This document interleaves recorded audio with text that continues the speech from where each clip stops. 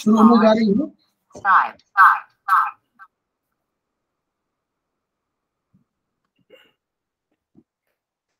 ध्यान मुद्रा में 3 बार ओम का उच्चारण और उसके बाद प्रार्थना।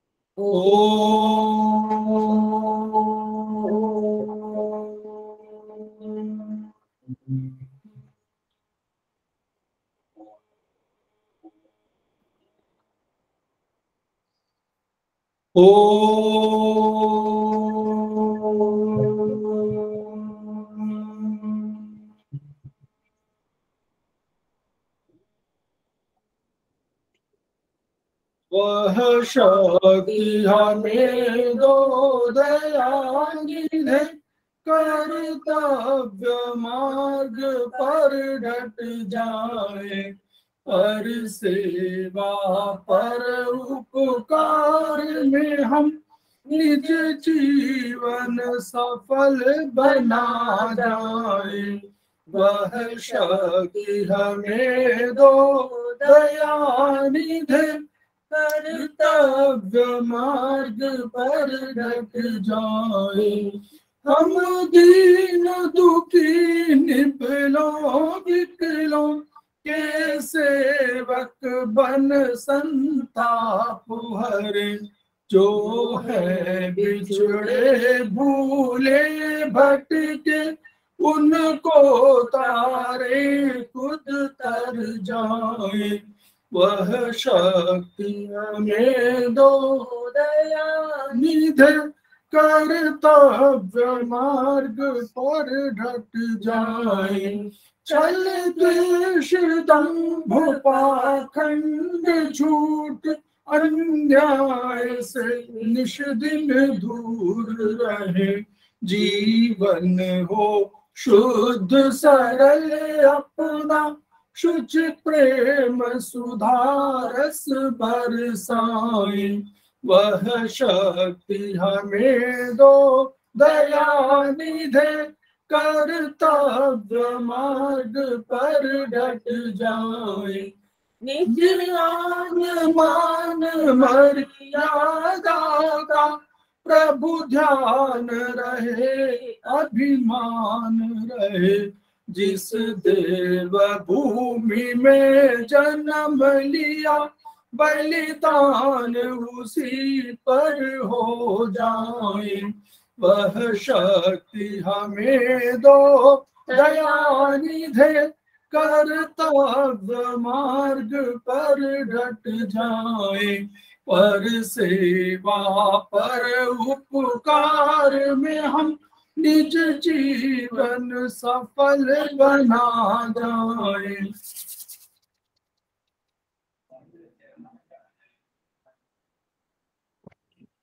समवायिक क्लासेस में सभी उपस्थित सदस्यों का स्वागत है। हमारे बीच में बीपी सक्सेना साहब उपस्थित हो गए हैं, धनंजय कुमार सिंह भी उपस्थित हैं, एम.के. यादव जी उपस्थित हैं, सुशील ललिता वो भी उपस्थित हो गई हैं। आज का जो पहला है वो विष्णु प्रकाश सक्सेना जी का होगा। उसके पहले हम अपने एस्पस के गुरुजनों के प्रति श्रद्धावनत हैं, उनके चरणों में वंदना कर रहे हैं। वो हमारे 3 मनीषी मुख्य रूप से हैं, ब्रह्मलीन MP खेमका सर प्रथम, दूसरे हमारे JP अग्रवाल सर जो वर्तमान में अध्यक्ष है एस्पस के, और तीसरे जो एपेक्स बॉडी के चेयरमैन हैं SS सर्राफ साहब।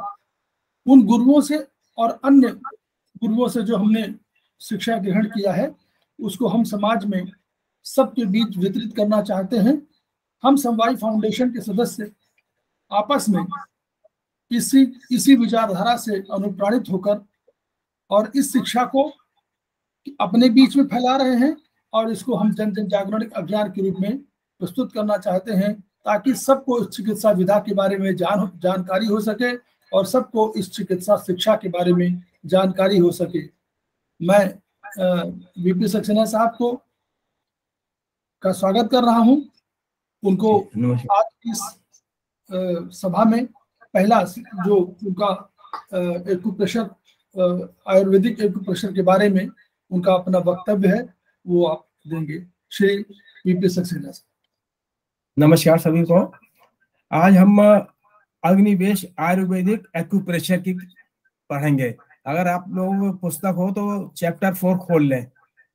अग्निवेश आयुर्वेदिक एक्यूप्रेशर, छोटी सी किताब है ये देखिए। ये पुस्तक तुल्यार्था पर प्रथम पुस्तक है, मतलब प्रारंभिक पुस्तक है। तो तुलना करना तो हर आदमी जानता है कि हर आदमी आज के जमाने में एक दूसरे से तुलना करता है, चाहे ईर्ष्या बस करता हो चाहे कैसे भी करता हो, तुलना जरूर करता है। जब प्रारंभ में जैसे कोई बच्चा पैदा होता है तो घर वाले तुलना करते हैं कि इसकी नाक कान किस पे है, चेहरा किस पे है, रंग किस पे है। तो यहाँ एक तुलना एक स्वाभाविक हो गया। ऐसे ही जब बच्चा बड़ा होता है, स्कूल में जाता है तो माँ बाप तुलना करते हैं, फलाना बच्चा तो फर्स्ट आ रहा, तुम भाई क्यों नहीं पढ़ रहे हो, वहां भी तुलना है। ऑफिस में जाता है तो वहां भी तुलना कि फलाना। तो ये एक स्वाभाविक है, मतलब हर आदमी करता है कि नहीं साहब फलाना आदमी तो फलानी पोस्ट पे पहुंच गया, हम नहीं पहुंच पाए, क्यों नहीं पहुंच पाए। तो तुलना करना एक आवश्यक भी है। कहना चाहिए, हमारा कहने का अर्थ है कि तुलना से ही आदमी कुछ सीखता है, आगे बढ़ने का हौसला बढ़ता है। अब जैसे ये एक्यूप्रेशर का कोर्स हम कर रहे हैं, अगर तुलना ना करते किसी से तो आज हम छठा सेमेस्टर में नहीं पहुंच पाते, हो सकता है 1-2 में ही बैठ जाते हैं। तो इसलिए ये तुल्यार्था जो की गई है बहुत अच्छी चीज है। अब देखिए फिर लिखा हुआ आयुर्वेद में तुल्यार्था के आधार पर संपूर्ण ब्रह्मांड की तुलना मानव शरीर से की गई है। मतलब आयुर्वेद में जो हम लोग तुल्यार्था, मतलब ये जो तुल्यार्था करते हैं तो पूरे ब्रह्मांड की तुलना मानव शरीर से की गई है तथा स्थापित करने का प्रयत्न किया गया है। पिंड अर्थात मानव शरीर ही ब्रह्मांड में पूर्ण तुल्यार्थ है। कहने का तात्पर्य यह है जो कुछ भी ब्रह्मांड के इस अनंत विस्तार के रूप से में हमें दिखाई पड़ता है वो किसी ना किसी रूप में पिंड रूपी इस शरीर में भी विद्यमान है। यह सभी लोग जानते हैं कि षष्ठ में 5 महाभूत किसी ना किसी रूप में इस मानव शरीर में विद्यमान है। इस दृष्टिकोण से मानव शरीर और ब्रह्मांड की तुल्यार्था स्पष्ट रूप से स्थापित होती है। जैसे शरीर तथा हाथ की हथेली में संपूर्णतः तुल्यार्था के आयाम पाए जाते हैं, जिससे आधार पर शरीर तथा तुल्यार्था। फिर से शेयर करना पड़ेगा मुझे लगता है। स्टॉप प्रेजेंटिंग है ना, स्टॉप प्रेजेंटिंग माने स्टॉप करो। शरीर तथा हाथ की हथेली में संपूर्ण तुल्यार्था का आयाम, जिसके आधार पर शरीर तथा हथेली में तुल्यार्था स्थापित करके हथेली के माध्यम से संपूर्ण शरीर का सफलता पूर्वक उपचार किया जा सकता है। तो हम ये देखना बता रहे हैं कि जैसे ये हमारा शरीर है, तो आप ये देखिए कि शरीर में खोल लो, जिस प्रकार ब्रह्मांड एक संपूर्ण इकाई है, उसी प्रकार शरीर भी एक इकाई, जैसे संपूर्ण ब्रह्मांड एक संपूर्ण इकाई है, उसी प्रकार से जो शरीर है वो भी एक इकाई है। इस आधार पे हम कहते हैं कि तुल्यार्था इन दोनों में स्थापित की जा सकती है। अब जैसे तुल्यार्था की दृष्टि से शरीर एवं हथेली, शरीर का विश्लेषण, जैसे शरीर में क्या है, जैसे एक इंसान है आगे झुक सकता है, पीछे ज्यादा नहीं झुक सकता। दूसरा ये हमारा हाथ है, आप देखिए ये कलर हमारा ज्यादा साफ है बजाय पीछे के कलर के, ये मतलब तो ये मतलब है। तो इसी प्रकार हाथ, मतलब ये शरीर का है, जैसे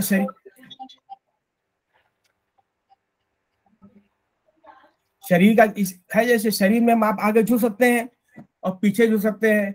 शरीर का जो आगे का कलर है ये थोड़ा उजला कलर होगा, पीछे का कलर बैक होगा। इसी प्रकार से हम हाथ में सिमिलरिटी अगर करते हैं तो हमारा हाथ आगे की तरफ झुक सकता है। जैसे हम ये आगे तक मैक्सिमम झुक सकते हैं, उसी तरह से ये हाथ भी झुक जाएगा। पीछे हम नहीं झुक सकते हैं तो हमारा हाथ भी पीछे ज्यादा नहीं जा सकता है। और इसी तरह से हाथ में भी कलर का है, आगे ज्यादा साफ कलर है और पीछे इसमें भी हल्का गहरा कलर होता है। तो ये तुल्यता हाथ शरीर की और हाथ की तुल्यता यहाँ पे हो गई। अब नंबर 3 में आता है जोड़, ज्वाइंट्स। हमारे शरीर में 3 ज्वाइंट्स हैं, कंधा है, कोहनी है और कलाई है।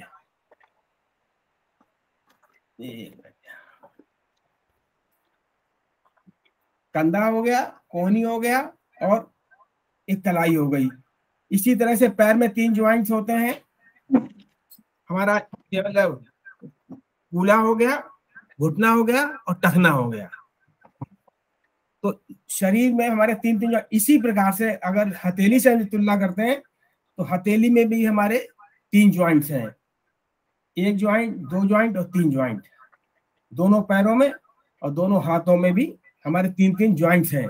तो ये सिमिलरिटी हो रही है, जो शरीर में 3 ज्वाइंट हैं तो हमारे उंगलियों में भी और पैरों में भी 3 ज्वाइंट है। 4 उंगलियों में हमारे 3 ज्वाइंट होते हैं। ये देखिए 1, 2 और 3 शरीर में है। तो ये सिमिलरिटी है हमारी शरीर की एक हथेली से, कि 4 उंगलियों से होती है। इसी प्रकार से शरीर की विशिष्ट संरचना क्या है? शरीर के में हमारे 2 हाथ हैं और 2 पैर हैं। इसी प्रकार से हथेली में क्या है, हम मतलब ये चारों एक्सटेंशन कहलाते हैं। और हथेली में हम देखते हैं ये जो हमारा हाथ है इससे जुड़ी हुई हमारी 4 उंगलियां हैं।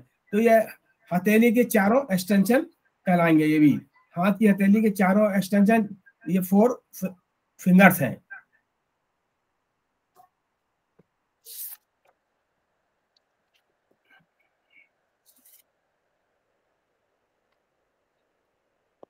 अब आता है 5वीं तुल्यता, जिसे शरीर में ये धड़ में 5 तो नहीं, एक तो ऊपर का सर हो गया, फिर हो गया नीचे हमारे 2 हाथ और 2 पैर, मतलब सर, 2 हाथ 2 पैर हो गए। जिस तरह से सर इन दोनों हाथों को और पैरों को कंट्रोल करता है, मतलब जब ब्रेन है, सर के ब्रेन होता है, ब्रेन हमें डायरेक्शन देता है, तभी हाथ हमारे काम करेंगे। अगर डायरेक्शन दिया पैरों को कि चलना है, जाना है, तो पैर चलते हैं। हाथों को डायरेक्शन देगा कि भाई कुछ काम करना है, तो हमारे हाथ ब्रेन से और पैर दोनों ब्रेन कंट्रोल करता है। अब इसी प्रकार से तुल्यता करते हैं हम इस हथेली से। तो ये हथेली हमारी है, ये 4 उंगलियां हैं और एक अंगूठा है। ये अंगूठा समझिए हमारा ब्रेन है हथेली का। आप कोई भी काम करोगे तो बगैर अंगूठा लगाए आप कुछ नहीं कर सकते हैं। पेंसिल पकड़ना है तो या कुछ लिखना है तो आपको अंगूठा लगाना पड़ेगा। मतलब अंगूठा हमारा ब्रेन का मतलब ब्रेन समझिए, बगैर इसके हम 4 उंगली हमारी बिल्कुल बेकार है। जिस तरह से ब्रेन 2 हाथ और 2 पैर को डायरेक्शन देता है, इसी प्रकार से ये अंगूठा है, इसके बगैर हमारे 4 उंगलियां व्यर्थ है। एक तरह से समझ लीजिए। अब छठा आ जाता है, जैसे शरीर के अनुरूप हथेली में 6 रचनाएं की गई हैं। अब 6 रचना क्या है? 2 हाथ है, 2 पैर हो गए, एक सर और एक धड़ हो गया। शरीर में मतलब 2 हाथ, 2 पैर, एक सर और एक धड़ हो गया।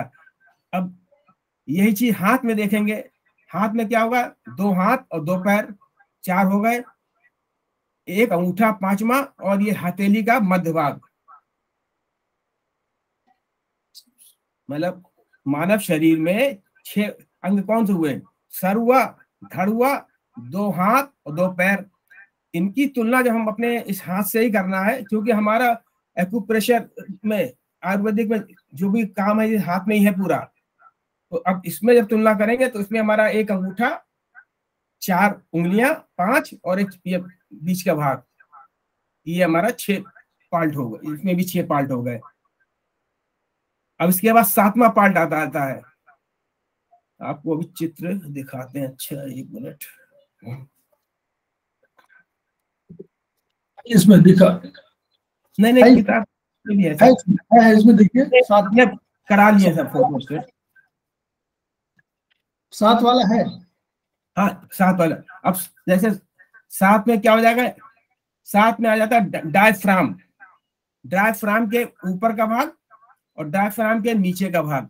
इसमें क्या क्या आएगा, सर आ गया, धड़, धड़ में हमारे बक्ष और उदर आ गया। नंबर 1 सर, धड़, और 2 हाथ 2 पैर। देखिए 2 हाथ 2 पैर और सर अभी हमने पढ़ा था ये, और धड़, तो धड़ के 2 पार्ट हो गए, एक बक्ष और एक उदर। अब इसी प्रकार से हथेली में भी हमारे हो जाएगा, मतलब 2 हाथ 2 पैर, बक्ष, उदर और सर। अब देखिए जैसे ये है, समझ में आ रहा होगा, चित्र में है, चित्र में दिख रहा है सर, चित्र में दिख रहा है। अच्छा, नहीं हमने फोटो शेयर करा दी है, चित्र भी। अब देखिए उसमें आ रहा है, साफ आ रहा है ना। हाँ, शरीर के मतलब सिर ही हो गया, तो ये हो गए हमारे 7 भाग हो गए। डायफ्राम नीचे के भाग, धड़ के 2। अच्छा, फिर आ जाता है शरीर के 8 उप भागों को हथेली में विभाजन। अब संपूर्ण 8वां है।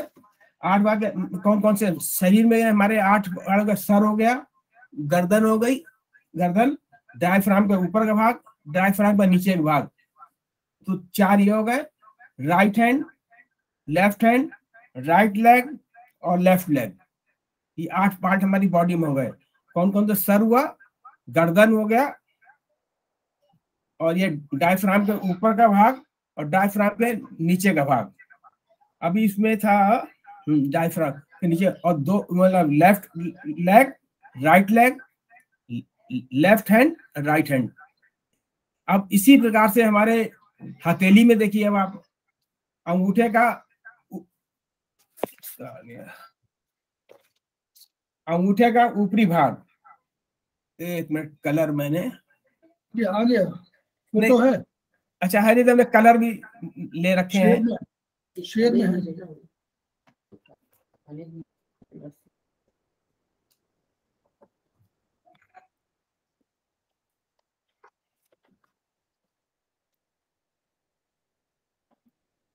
जैसे ये हो गया हमारा अंगूठे का ऊपरी भाग, ये समझिए ऊपरी भाग हो गया। और फिर आ जाएगा हमारा 1 मिनट 8 भाग, हथेली, अंगूठे का ऊपरी भाग।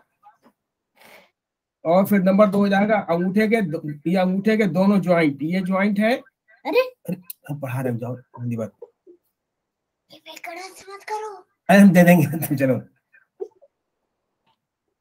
ये हो गया अंगूठे का ऊपरी भाग और ये दोनों ज्वाइंट के बीच का भाग, तो ये हमारे हो गए। और फिर तीसरा हो गया ये हथेली का मध्य भाग, ये हमारा हथेली का मध्य भाग हो गया। और इस मध्य भाग में क्या हो जाएगा, मतलब मध्य भाग में ये हमारा वो खींचा था डायफ्राम, तो डायफ्राम का ये ऊपर का पार्ट हो गया और ये डायफ्राम का नीचे का पार्ट हो गया। तो 1 2 3 और 4, देखिए 1 2 डायफ्राम ये खिंचा है, तो ये 3, ये 4 5 6 7 8, इस तरह भैया उधर जाओ बेटा। तो इस तरह से शरीर के 8 विभाजन, मतलब हो गया सिर हो गया, गर्दन हो गया, चेस्ट, एब्डोमेन, 2 हाथ 2 पैर। तो इसी तरह से हमारे हाथ में भी मतलब 8 पार्ट हो गए। मतलब अंगूठा, ये बात पित्त ज्वाइंट है, इससे ऊपर का पोर्शन, और बात पित्त और कफ के बीच का पोर्शन, डायफ्राम के ऊपर का भाग, डायफ्राम के नीचे का भाग, स्मॉल मतलब आपके दो मतलब हो गई आपकी उंगलियां, दो हैंड और 2 पैर, 8 पार्ट हमारे इस शरीर में। मतलब इस समानता कितनी चल रही है, कहने का मतलब कि भगवान ने ऐसा रचा है कि पूरा शरीर हमारी इस मुट्ठी के अंदर है, ये समझ लीजिए। अब इसी प्रकार से नमा,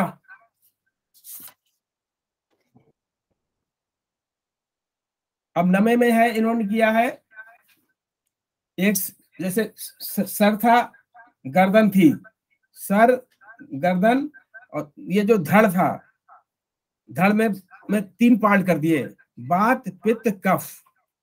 तो 3 2 5 और 2 आपके हैंड हो गए और 2 लेग हो गए, 9 हो गए।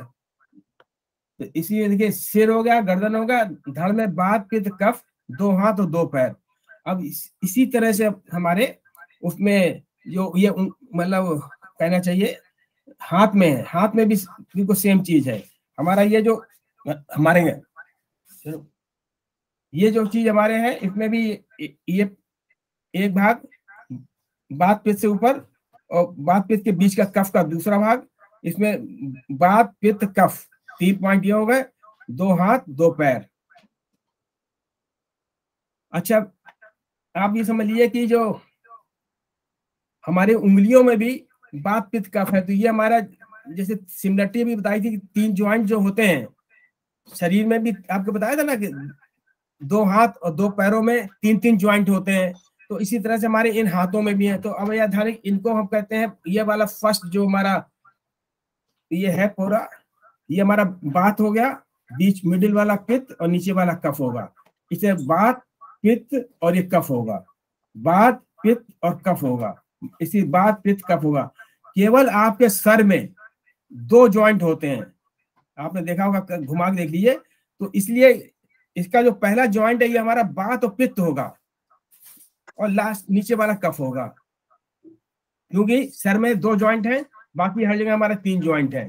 तो इसी तरह से उंगलियों में भी और इस हाथ में भी 2 ज्वाइंट होंगे। अब और उसके बाद इसमें बात, हाँ, इसमें बात के हिसाब से आवाज आ रही कि नहीं? हाँ, नहीं आ रही, बताइए जी सर। वात पित्त कफ तीनों का दृष्टिकोण ये है कि आप हथेली को अगर आप नीचे की तरफ रखेंगे, जैसे इसमें दिखाई दी गई है, तो आपको हमेशा मालूम पड़ेगा कि जो ऊपर का वक्ष का भाग है वो कफ का भाग है। क्योंकि आप देखिए कफ की स्थिति वक्ष के स्थिति में होती है, वहीं पर लंग्स होते हैं, वहीं पर कफ अधिक आता है। जी फिर जी। इसका भाग जिसमें लीवर और स्प्लीन वगैरह आते हैं, स्टमक वगैरह आते हैं, वो पित्त का भाग है। और नीचे का जो पोर्शन है, जो गोनेट्स के आसपास का एरिया है, जो लार्ज इंटेस्टाइन वगैरह उसमें कुछ शामिल है, वो वात का पॉइंट है, यानी वहां से वायु का अधिक दबाव रहता है। तो ये उसी हिसाब से उंगलियों में भी आप देखिए, अगर इसी हथेली को नीचे की तरफ दिखाएंगे तो जो पहला पॉइंट आएगा, ये देखिए ये पॉइंट, ये कफ का पॉइंट है। जैसे यहाँ ऊपर कफ का पॉइंट है, वैसे यहाँ कफ का पॉइंट है। फिर यहाँ ये पित्त का पॉइंट है, ये पित्त हो गया कर्सर। और फिर देखिए यहाँ वात का पॉइंट है। उसी दशा में, यानी हथेली को आप नीचे की तरफ रखेंगे तो आपको वही आसानी रहेगी। और कफ पित्त वात उसी रूप में है जैसे हथेली के साथ जुड़ा हुआ कफ, उसके बाद पित्त, और फिर हथेली का ऊपर का भाग वात। इसीलिए अनुरूप रखा गया है, ये हमेशा ध्यान रखिएगा।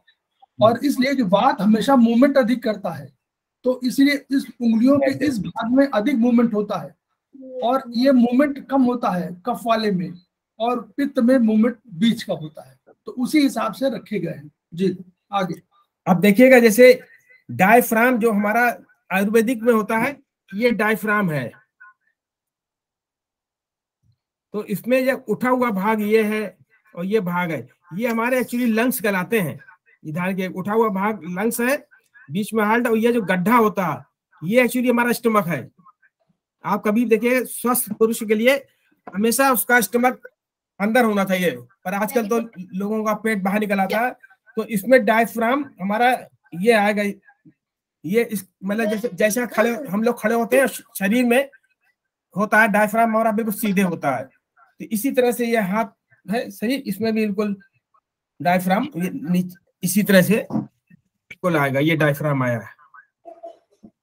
और चाइनीज में डायफ्राम इस तरह से आएगा, चाइनीज में सर ये आएगा ना डायफ्राम,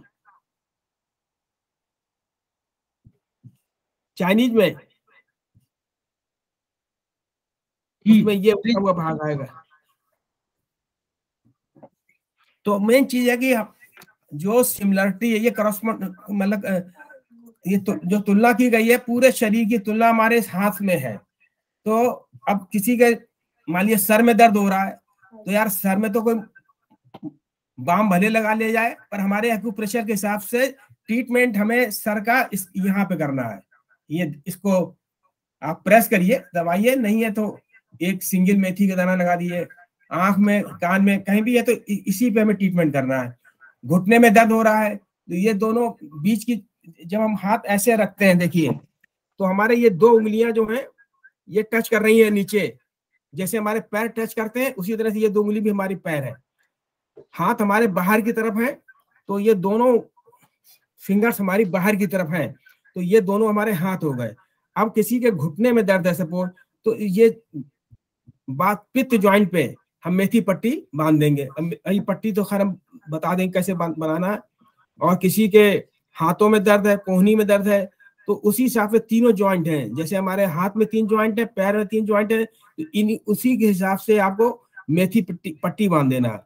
जगह कम है तो जैसे किसी के कान में तकलीफ है तो सिंगल एक मेथी का दाना ले लीजिए और उसको लगा दीजिए। और अगर गले में कोई तकलीफ है तो यहाँ पे इलाज करेंगे। और वैसे तो ये है कि सर्वाइकल प्रॉब्लम अगर है तो ये है सादृश्यता वाला सिद्धांत जो है वो थोड़ा सा सुजोग में अलग है और तुल्यारता का जो है आयुर्वेदिक में अलग है। ये देखिए ये चित्र में है, जिसको जरा बता दीजिए ठीक से। ये देखिए ये वाला जो आप बता रहे थे ना सुजोग में, चाइनीज में, ये देखिए यहाँ पर जो है जो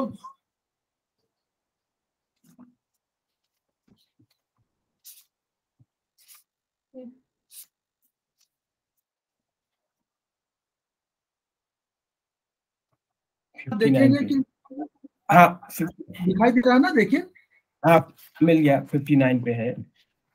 हाँ तो वो वाला थोड़ा सा बता दीजिए, क्योंकि यही कंफ्यूजन होता है सादृश्यता सिद्धांत में। और देखिए 2 सिद्धांत है, सादृश्यता सिद्धांत और तुल्यारता सिद्धांत। तुल्यारता है आयुर्वेदिक का और सादृश्यता सिद्धांत है वास्तव में सुजोग का। सुजोग माने कोरियन वैज्ञानिक का, जो चाइनीज से टीसीएम के बाद उन्होंने सुजोग दृष्टिकोण रखा। तो सुजोग माने हाथ और पैर, सु माने हाथ, जोग माने पैर। तो सुजोग दृष्टिकोण से उन्होंने डायफ्राम को यहाँ पर रखा था, इस जगह पर, ये एरिया और ये एरिया रखा था। तो अब नहीं ये वाला उसको उसको यहाँ पर लंग्स और हार्ट दोनों आ जाते थे। और इसी में जब करते थे तो हम लोग दूसरा ऑर्गन भी इसी में शामिल हो जाता था, लीवर और वो यहाँ पर आ जाता था स्टमक।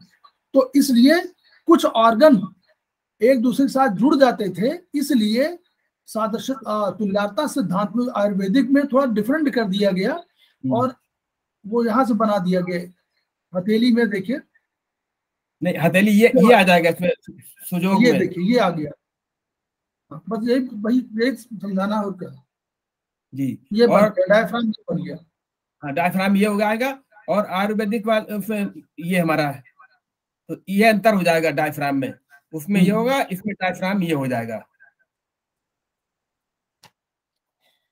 इनसाइड हमारा सामने का, गंदी बात, अच्छा इनसाइड हमारा सामने का है और ये बैक साइड हमारा यांग साइड हो गया। दूसरा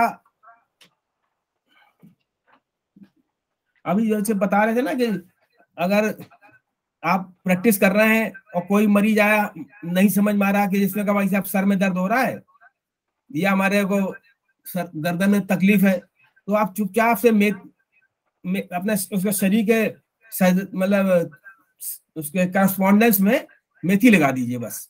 बाद में भले पढ़ लो, पढ़ने के बाद दूसरे दिन तीसरे दिन जो भी है फिर ट्रीटमेंट करिए।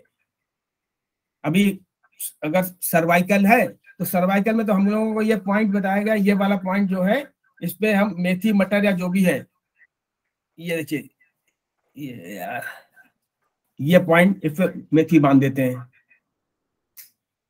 और पैरों के लिए बता दिया, अगर घुटने में दर्द है तो ये मिडिल पॉइंट, और अगर टखने में दर्द, नीचे दर्द है तो इसमें यहाँ लगा देंगे। इसी प्रकार से हाथों में अगर शोल्डर में प्रॉब्लम है तो यहाँ पे मेथी मतलब ये, और कोहनी में है और या नीचे, ये इस तरह से। चित्र में ये हुआ दाया कंधा बाया कंधा, उसमें ये कंधा बताया हुआ है, चित्र में दिखाई दे रहा है, शेयर हो रहा है ना, बाया कंधा और दाया कंधा, और ये घुटना, दोनों घुटने, ये दोनों घुटने की बात की जा रही है। और इसी तरह ये देखिए ये बाया कंधा। और हमेशा ध्यान रखिएगा जिस जगह पर हो उसी उंगली का प्रयोग करें, उसी हथेली का प्रयोग करें। अगर बाईं तरफ हो रहा है तो कोशिश करनी चाहिए कि आप बाएं हाथ की हथेली को यूज करें, और अगर दाहिनी तरफ हो रहा है तो दाहिनी तरफ आप यूज करें। इसको बाद में आगे चल के सिद्धांत आया प्राइमरी और सेकेंडरी करस्पॉन्डेंस का, यानी अगर बाएं कंधे में दर्द है तो आप बाएं हथेली को यूं करिए, और बाएं हथेली में बाया कंधा जब आएगा तो ये बाया कंधा यहाँ पर आ जाएगा, इंडेक्स जॉइंट पे। हाँ, तो इसलिए लेफ्ट को यूज करिए। अगर राइट की तरफ, अगर दाएं कंधे में प्रॉब्लम है तो पहले कोशिश करिए कि दाहिनी हथेली का यूज करें जी, बाएं का नहीं। अगर आपको दाहिने हथेली में कोई प्रॉब्लम है उस जगह पर, हाँ, तो राइट हैंड में बाएं का यूज कर लीजिए। लेकिन कोशिश यही करिए कि जिस साइड में जो अंग है उसी साइड की हथेली का प्रयोग करिए, ये उसका अर्थ है। इसको प्राइमरी करस्पॉन्डेंस कहा जाता है, और सेकेंडरी करस्पॉन्डेंस वो होता है जो किन्हीं दशाओं में जब आप उस साइड का प्रयोग ना कर सकें तो उसको दूसरी हथेली में यूज कर सकते हैं, बस ये सेकेंडरी करस्पॉन्डेंस है। नहीं, ये दोनों हाथों में इसलिए भी दिया गया, मान लिया किसी के एक हाथ में प्लास्टर चढ़ा है या एक हाथ नहीं है, तो इसलिए मतलब ये है कि आप दूसरे हाथ में इलाज कर सकते हैं। अब किसी का तो भैया दाहिने में करेंगे, साहब दाहिना हाथ तो हमारा कटा हुआ है या आजकल प्लास्टर चढ़ा हुआ, तो आप दूसरे हाथ में करिए। और एक चीज ये भी बता सकते हैं, देखिए जैसे ये दो जो पैर हैं इनके बीच में ये उंगली ये लाइन खींचेंगे, ये हमारा लेफ्ट हो गया, ये हमारा राइट हो गया। तो अगर किसी का एक हाथ नहीं है तो आप इस तरह लेफ्ट और राइट करके भी इलाज कर सकते हैं।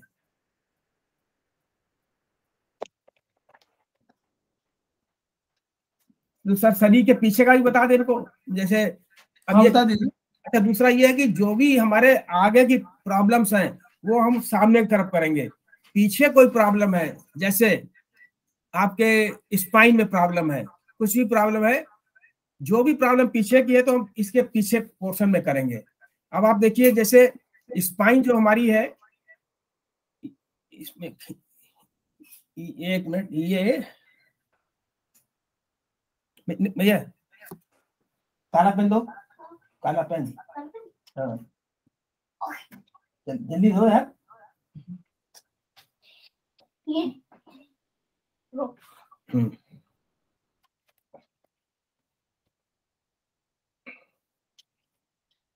ये हमारी इस जगह आई, ये मतलब हमारी स्पाइन पे आएगी।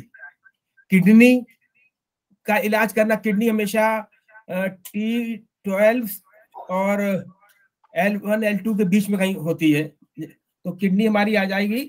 जैसे यहाँ से चलेंगे तो ये यहाँ पे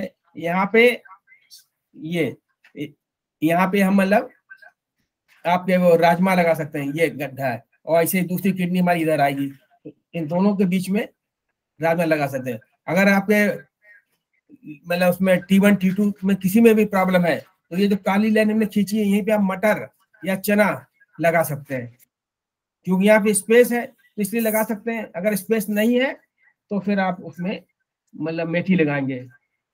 सर्वाइकल है तो यहाँ पे मेथी लगा दिया हमने, किडनी प्रॉब्लम है तो किडनी के लिए यहाँ पे देखिए आएंगे, ये पॉइंट एक किडनी का है और दूसरा यहाँ पे आ जाएगा इस तरह से किडनी पे इलाज। ये देखिए ये बना हुआ है। हाँ जी हाँ, चित्र में बना दिया है इन्होंने। कमर दर्द, कमर दर्द, छाती के सामने का दर्द देखिए, छाती के सामने का दर्द, चुभन, सांस की तकलीफें। हाँ हाँ तो ये करस्पॉन्डेंस है सामने वाला। हाँ, ये करस्पॉन्डेंस। अभी कल हमारी बहू के मतलब बैंक में कुछ हो गया तो उसको बहुत प्रॉब्लम थी, तो मैंने कल रात को मेथी पट्टी बांधी और वो आज भी बांध के गई है, तो उससे करीब हमें बहुत आराम मिला। केवल हमने यहाँ मेथी पट्टी ला उसको बांध दी थी कि भाई अगर उसमें तकलीफ है। दूसरा मेन चीज है कि आप, ये तो हमारा ये हो गया, हमारे जो नेचुरल मेडिसिन हैं वो इतनी कारगर है। अरे कोई भी तकलीफ है भैया, आप रिंग चलाइए, ट्विस्टिंग करिए। हम तो अभी रिंग बांट रहे दे रहे हैं लोगों को कि आप बिल्कुल चलाते रहिए, रिंग चलाइए, ट्विस्टिंग करिए। हमारी वाइफ को पार्किंसन है, मैं अभी कैलाश हॉस्पिटल में कहा सर हम तो रिंग यूज करते हैं, उन्होंने मना कर दिया। हमने कहा आपकी थ्योरी अलग है, मेरी थ्योरी अलग है। हाथ में और इसमें रिंग चलाने से बहुत फर्क पड़ा। देखिए ये वाला बता दीजिए इनको सिद्धांत रूप से। सादृश्यता और तुल्यता सिद्धांतों में अंतर। देखिए दो सिद्धांत है। सादृश्यता सिद्धांत कौन सा है? चाइनीज का, जिसको सुजोग बोलते हैं। और तुल्यता सिद्धांत कौन सा है? आयुर्वेद का। आयुर्वेद का है। दोनों में अंतर इसी डायफ्राम क्षेत्र में देखिए, डायफ्राम का है। ये लिखा हुआ सादृश्य सिद्धांत में हथेली तलवे के अंगूठे के नीचे के उभरे हिस्से को छाती का भाग दर्शाया गया। ये देखिए ये वाला, ये जो ये दिखाया जा रहा है, ये वाला ना। हाँ। और तथा बाकी धड़ का क्षेत्र कलाई के जोड़ से नीचे का है, यहाँ से, और शेष भाग ये वाला है। लेकिन ये वाला भाग, वक्ष वाला भाग ये दिखाया गया है। अब इसी भाग में यहाँ पर स्टमक आएगा, इस एरिया में स्टमक आएगा, यहीं पर स्प्लीन आएगी। तो इस एरिया को उन्होंने डायफ्राम को यहाँ से यहाँ ये वाला कर दिया। ये तो ये जो डायफ्राम का एरिया आ गया आगे चल के में, तो उससे क्या हुआ कि अपने आप ही केवल यहाँ तक गर्दन वाला अलग रखा और शेष भाग यही वक्ष वगैरह यहीं पर आ गए। ये इस एरिया में ये जो एरिया है यहाँ से यहाँ तक बनेगा, ये नीचे से यहाँ तक। तो इसमें आ गया हार्ट, लंग्स दोनों आ गए, और तब नीचे स्टमक वगैरह नीचे आ गया, डायफ्राम वगैरह सब यहाँ, ये डायफ्राम आ गया यहाँ पर, ये डायफ्राम ये एरिया आ गया। जी। तो ये अंतर है। ये थोड़ा सा ध्यान देने की बात है कि ये चाइनीज में है, उन्होंने इसको और ये हमारा उसमें है, मतलब आयुर्वेद में। ये देखिए, ये डायफ्राम देखिए, ये डायफ्राम ये है, ये डायफ्राम बनाया हुआ है। ये तो आयुर्वेदिक में हो गया। हाँ, आयुर्वेदिक में डायफ्राम ये बना हुआ है। इसी ऊपर यहाँ पर दोनों ये लंग्स है, ये लंग्स है, यहाँ पर हार्ट है। हाँ। और इधर जो है स्टमक आ जाएगा। ये पोर्शन स्टमक का है, ये पोर्शन लीवर का आ जाएगा। इतना बड़ा एरिया लीवर का आ जाएगा। ये लीवर जो है, लीवर पीछे से पूरा ढका रहता है ना, लीवर उसके और लंग्स दोनों दूसरे से अटैच रहते हैं, जुड़े रहते हैं पीछे तरफ से। तो लीवर बहुत बड़ा ऑर्गन है, वो ट्रायंगल की तरह लीवर आता है। लंग्स भी, और यहाँ पर ये नीचे अपेंडिक्स का एरिया है, ये वाला ये एरिया अपेंडिक्स का एरिया है। और यहीं से लार्ज इंटेस्टाइन यू करके यू जाती है और यहाँ से अटैच होकर यहाँ आती है, फिर यहाँ पर आकर के ये निकल यहाँ पर खत्म हो जाती है। तो इस तरह इसको समझने की आवश्यकता है सिद्धांत रूप से, और तभी जब आप इसको जान जाएंगे तो इसका यूज करने में आपको आसानी रहेगी। कमर दर्द वाला बता रहे थे सक्सेना साहब, ये कमर दर्द की बात है। उन्होंने कही कमर दर्द में यहाँ करिए, और अगर आपके पीछे उसमें दर्द है तो ये वाला एरिया, अगर आपका उसमें सर्वाइकल में प्रॉब्लम है तो ये एरिया यहाँ से ये दोनों के बीच में मेथी की पट्टी बांध दीजिए, चारों तरफ मेथी पट्टी बांध दीजिए आप। मतलब ये कोई भी, मतलब आपके पास पेशेंट आता नहीं समझ पा रहे हैं कि क्या करना, कहाँ लगाना, क्या करना, तो आप पहले दिन तो ऐसे पॉइंट लगा दीजिए, अध्ययन करिए उसकी बीमारी का, मतलब पूरा क्या तकलीफ है। ये देखिए बना हुआ चित्र देखिए, समझिए। ये लंग्स है, ये दोनों लंग्स, और ये हार्ट यहाँ पे बना हुआ है। और ये देखिए ये स्टमक का एरिया है, ये वाला और हाँ। इसके बाद ये लार्ज इंटेस्टाइन ये चारों तरफ से घेर रही है, ये स्मॉल इंटेस्टाइन ये है, और ये लीवर देखिए, ये ट्रायंगल बना हुआ है, ये लीवर का ये एरिया है, यहाँ ये लीवर का पूरा एरिया है। तो देखिए ये दोनों यहाँ पर ये स्मॉल इंटेस्टाइन घूम करके आ रही है, और ये देखिए ये अपेंडिक्स का ये जगह, ये देखिए बना छोटा सा ना, ये जहाँ ये अपेंडिक्स का एरिया है, अपेंडिक्स का एरिया है। तो इस तरह समझने की जरूरत है। पैर में बहुत कठिन होता है, क्योंकि पैर निचला तलुआ होता है, समझ में नहीं आता। नहीं, हाथ में समझे। मेन चीज ये है कि आप अगर ये तुलनात्मक अगर सीख लेंगे तो आप पेशेंट का फर्स्ट डे तो आप आराम से ट्रीटमेंट कर देंगे, उसमें दिक्कत नहीं है। सिद्धांत ये है कि जो सादृश्यता वाला सिद्धांत है, तुल्यता वाला सिद्धांत है, उसको जरूर पालन करिए। कहीं भी कुछ हो रहा तो उसको पहले आप वहां पर तो लगा ही दीजिए जो लगाना है, जो लगाना है, चाहे लगाइए, चाहे मेथी लगाइए, कुछ भी वहां तो लगाइए, फिर आप जो सिद्धांत पढ़े हुए उनको यूज करिए।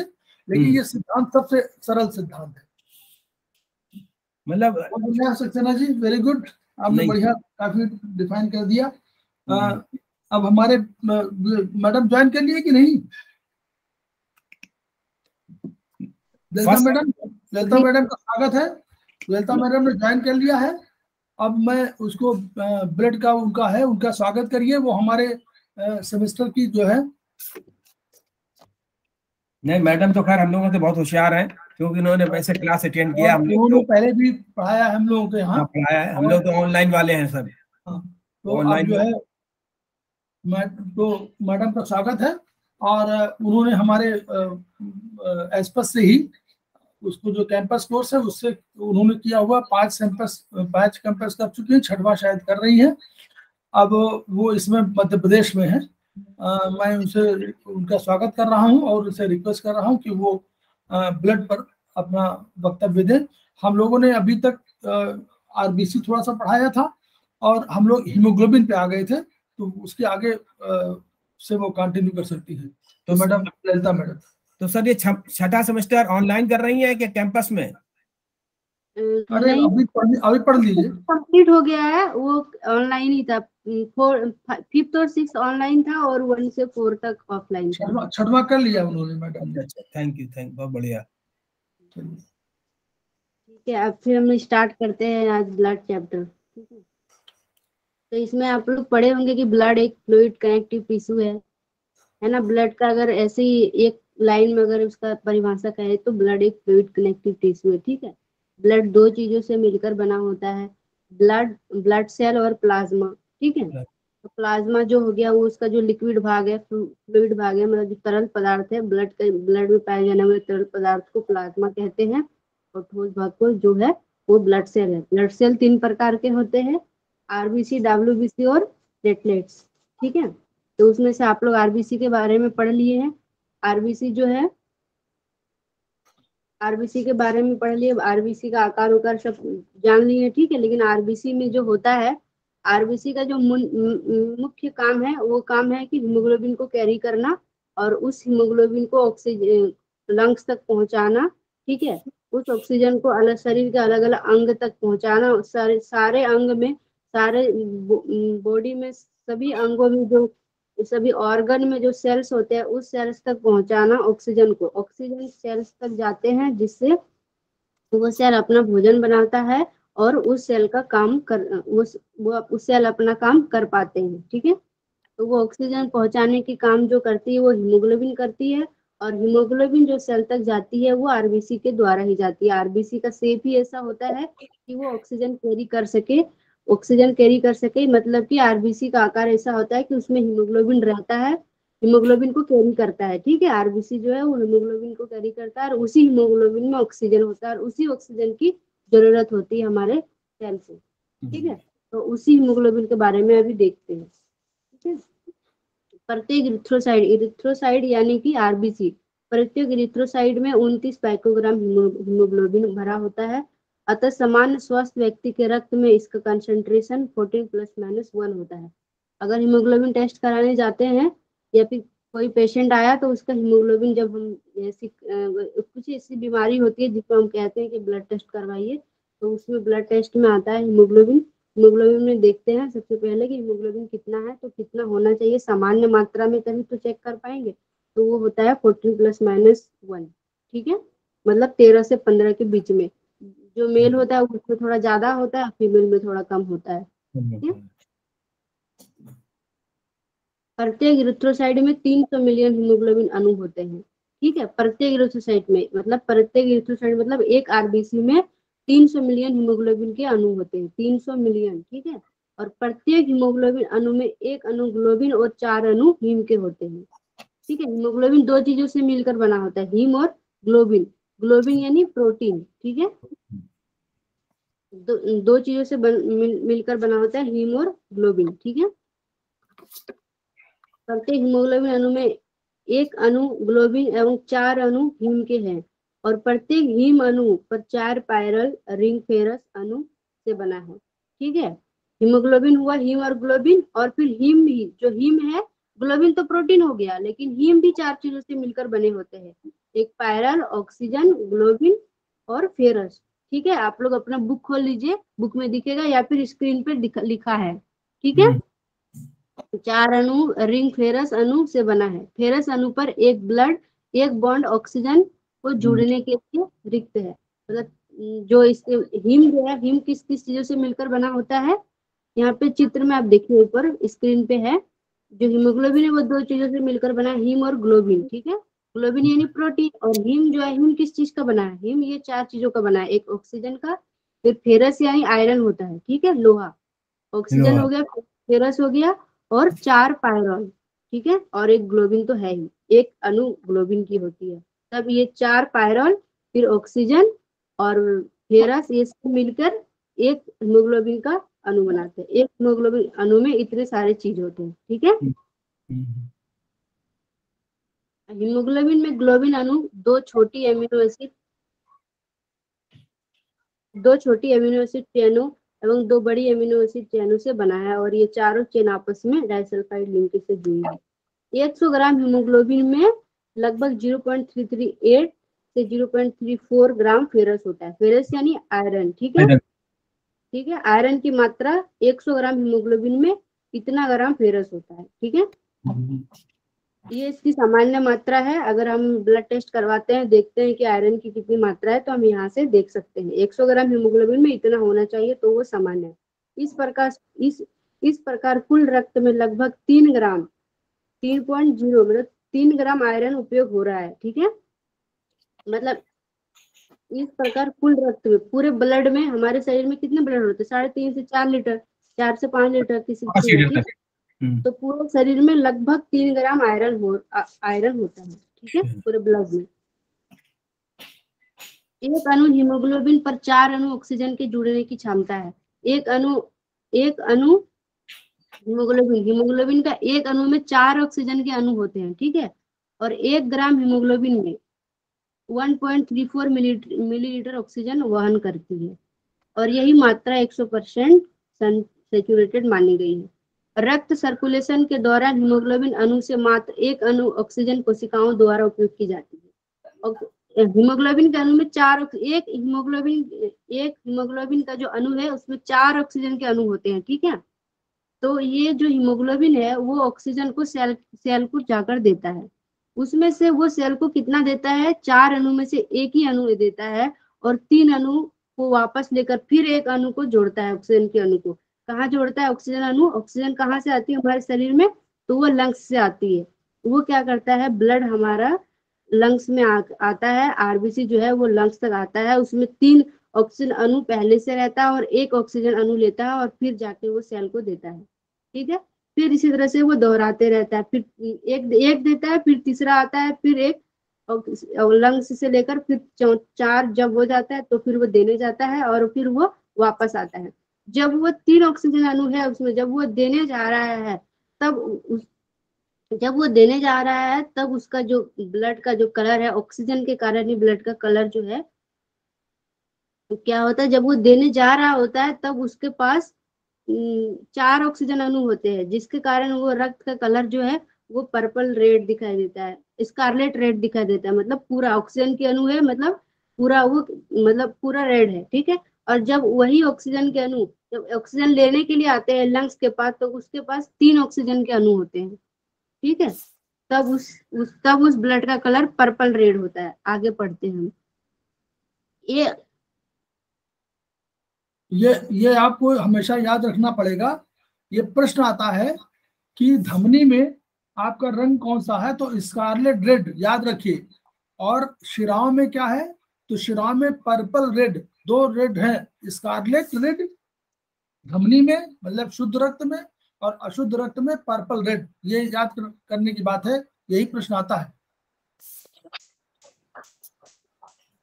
रक्त सर्कुलेशन के दौरान हीमोग्लोबिन अणु से मात्र एक अणु ऑक्सीजन कोशिकाओं द्वारा उपयोग की जाती है और शिराओं में रक्त का रंग पर्पल रेड दिखाई पड़ने लगता है, ठीक है। इस एक अणु ऑक्सीजन को हीमोग्लोबिन पर जुड़ने हेतु फेफड़े में मात्र 0.003 सेकंड का समय लगता है, ठीक है। वही जब वो ऑक्सीजन लेने जाता है वो वेन्स के द्वारा जाता है, और वेन्स में जो कलर होता है, वेन्स का जो कलर होता है वो पर्पल रेड होता है, मतलब वो पूरी तरह से लाल नहीं है, वो पर्पल रेड है, ठीक है। और जब ऑक्सीजन मिल जाता है तो उसे स्कारलेट रेड करते हैं। इसीलिए धमनी में हमेशा शुद्ध ब्लड जाती है और वेन्स में हमेशा अशुद्ध ब्लड, ठीक है।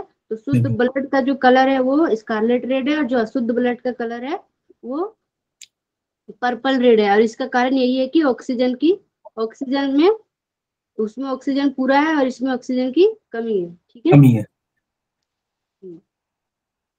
और जो ये लंग्स में जाता है जब ऑक्सीजन लेने के लिए, एक अणु ऑक्सीजन का लेने के लिए, तो उसको लेने में मात्र 0.003 सेकंड का समय लगता है। ये भी एक प्रश्न है, लेकिन ये अभी नहीं, ये 5th-6th सेमेस्टर में आते हैं इस तरह से। ये तेजी बताता है, ये बता रहा है वर्चुअली कि कितनी तेज उसका जो ट्रांसफर होता है। ये तेजी बता रहा है कि मात्र 0.003 सेकंड का समय लगता है। ये तेजी बता रहा है कि कितना तेज काम होता है ये। बिल्कुल। और ऐसे हम देख सकते हैं कि जैसे हमारे शरीर में कहीं कट जाता है, तो जरूरी थोड़ी है कि वो हमारा आर्टरीज ही कटा है, वेन्स भी कटता है, लेकिन वेन्स का जो पर्पल रेड है वो क्यों नहीं दिखाई देता है? वो इसलिए नहीं दिखाई देता, वो जैसे ही ब्लड शरीर से बाहर निकलता है उसको एकदम इतना कम समय लगता है कि ऑक्सीजन अणु मिल जाता है और वो हमें रक्त लाल दिखाई देता है शरीर के, ठीक है। एकदम बहुत कम टाइम लगता है, जिससे बिल्कुल किसी को पता नहीं चलता है और एकदम तुरंत लाल दिखाई देता है, ठीक है। इसका संश्लेषण पैदा हो रही एरिथ्रोसाइट के इंटरमीडिएट नॉर्मोब्लास्ट प्रवस्था में प्रारंभ होकर रेटिकुलोसाइट प्रवस्था में समाप्त हो जाती है। हीम का संश्लेषण माइटोकॉन्ड्रिया में, ग्लोबिन का संश्लेषण राइबोसोम में होता है। इन दोनों का कंजुगेशन गोल्गी एपरेटस में होता है। हीम का संश्लेषण है जो वो माइटोकॉन्ड्रिया में होता है, और ग्लोबिन यानी प्रोटीन का संश्लेषण आप लोग पढ़े होंगे राइबोसोम में, सेल वाले चैप्टर में, ठीक है। प्रोटीन का निर्माण राइबोसोम में होता है, और हीम और ग्लोबिन दोनों आके मिलते हैं गोल्गी एपरेटस में, ठीक है। तो कह सकते हैं कि हीमोग्लोबिन का निर्माण कहाँ होता है? गोल्गी एपरेटस में, ठीक है। इरिथ्रोसाइट में न्यूक्लियस नहीं होता है, जो आरबीसी है उसमें न्यूक्लियस नहीं होता, अतः इनके जनन काल में यदि किसी फैक्टर की कमी के कारण इनमें सामान्य मात्रा हीमोग्लोबिन की संश्लेषित न हो सकी, तो उन फैक्टर को उपलब्ध कराने के मौजूदा इरिथ्रोसाइट में हीमोग्लोबिन की मात्रा नहीं बढ़ेगी, ठीक है। आगे हम देखते हैं हीमोग्लोबिन का अपचय मतलब कैटाबॉलिज्म। हम लोग ये देखे हीमोग्लोबिन कैसे बना, ठीक है। अब ये हीमोग्लोबिन क्या करता है, ये बनने का प्रोसेस है और ये टूटने का है, कैटाबॉलिज्म यानी टूटना, ठीक है। हीमोग्लोबिन कैसे क्या होता है? रक्त में परिसंचरण में इरिथ्रोसाइट अपना 120 दिन का जीवन यापन, ये बहुत बड़ा क्वेश्चन है कि आरबीसी का जीवन काल कितना होता है, तो 120 दिन होता है, ठीक है। रक्त संचरण में इरिथ्रोसाइट अपना 120 दिन का जीवन यापन करने के पश्चात कुछ जल सोखकर फूल जाता है। इरिथ्रोसाइट का जीवन काल 120 दिन का होता है। जैसे ही वो मर जाता है, वो उसका मरने का वो कैसे मरता है देखिए, वो ना जैसे ही उसका 120 दिन खत्म हो जाता है, वो कुछ पानी को वहां पे जो रहता है उसको सूख कर मतलब अपने सोख कर फूल जाता है, उसका शरीर फूल जाता है।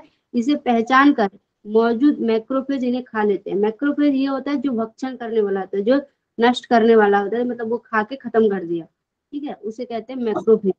तो उस आरबीसी को वो क्या करते हैं, खा लेते हैं, ठीक है। मरे हुए आरबीसी को जब वो फूल जाता है ना, तो वो स्प्लीन और वगैरह वगैरह के सेल उन्हें पहचान लेते हैं, कि ये फूल गया है, मतलब इसका जीवन यापन खत्म हो गया, अब हम इसको खत्म करेंगे, नष्ट करेंगे, ठीक है। और वो फिर मैक्रोफेज हैं। यहाँ एक मिनट बता दे जरा, ये जो मैक्रोफेजेस की बात हम लोग करते हैं, तो मैक्रोफेज माने होता है कि ऐसा हमारा शरीर का ऐसा सिपाही जो मैक्रो माने बड़े बड़े पैमाने पर होता है, तो क्या करता है, वह एक साथ कई लोगों को पचाने की, एक साथ कई दुश्मनों को मारने की क्षमता रखता है, वो मैक्रोफेज है। और इसको अगर आप समझना है, और तो अभी आप जब रक्त में पढ़ेंगे तो मोनोसाइट पढ़ेंगे, ये मोनोसाइट ही होते हैं मोरलेस। मैक्रोफेज और मोनोसाइट दोनों अलग अलग दशाओं में अलग अलग जगह पर होते हैं, लेकिन है वही मोनोसाइट। तो ये नोट कर लीजिएगा कि मैक्रोफेज का काम होता है कि रक्त में मौजूद जो भी कोई अगेंस्ट में दुश्मन आता है उसको मैक्रोफेज जो छोटे नहीं होते, बड़े आकार के होते हैं, तो ये बहुत अधिक क्षमता रखते हैं, तो ये उसको खा लेते हैं।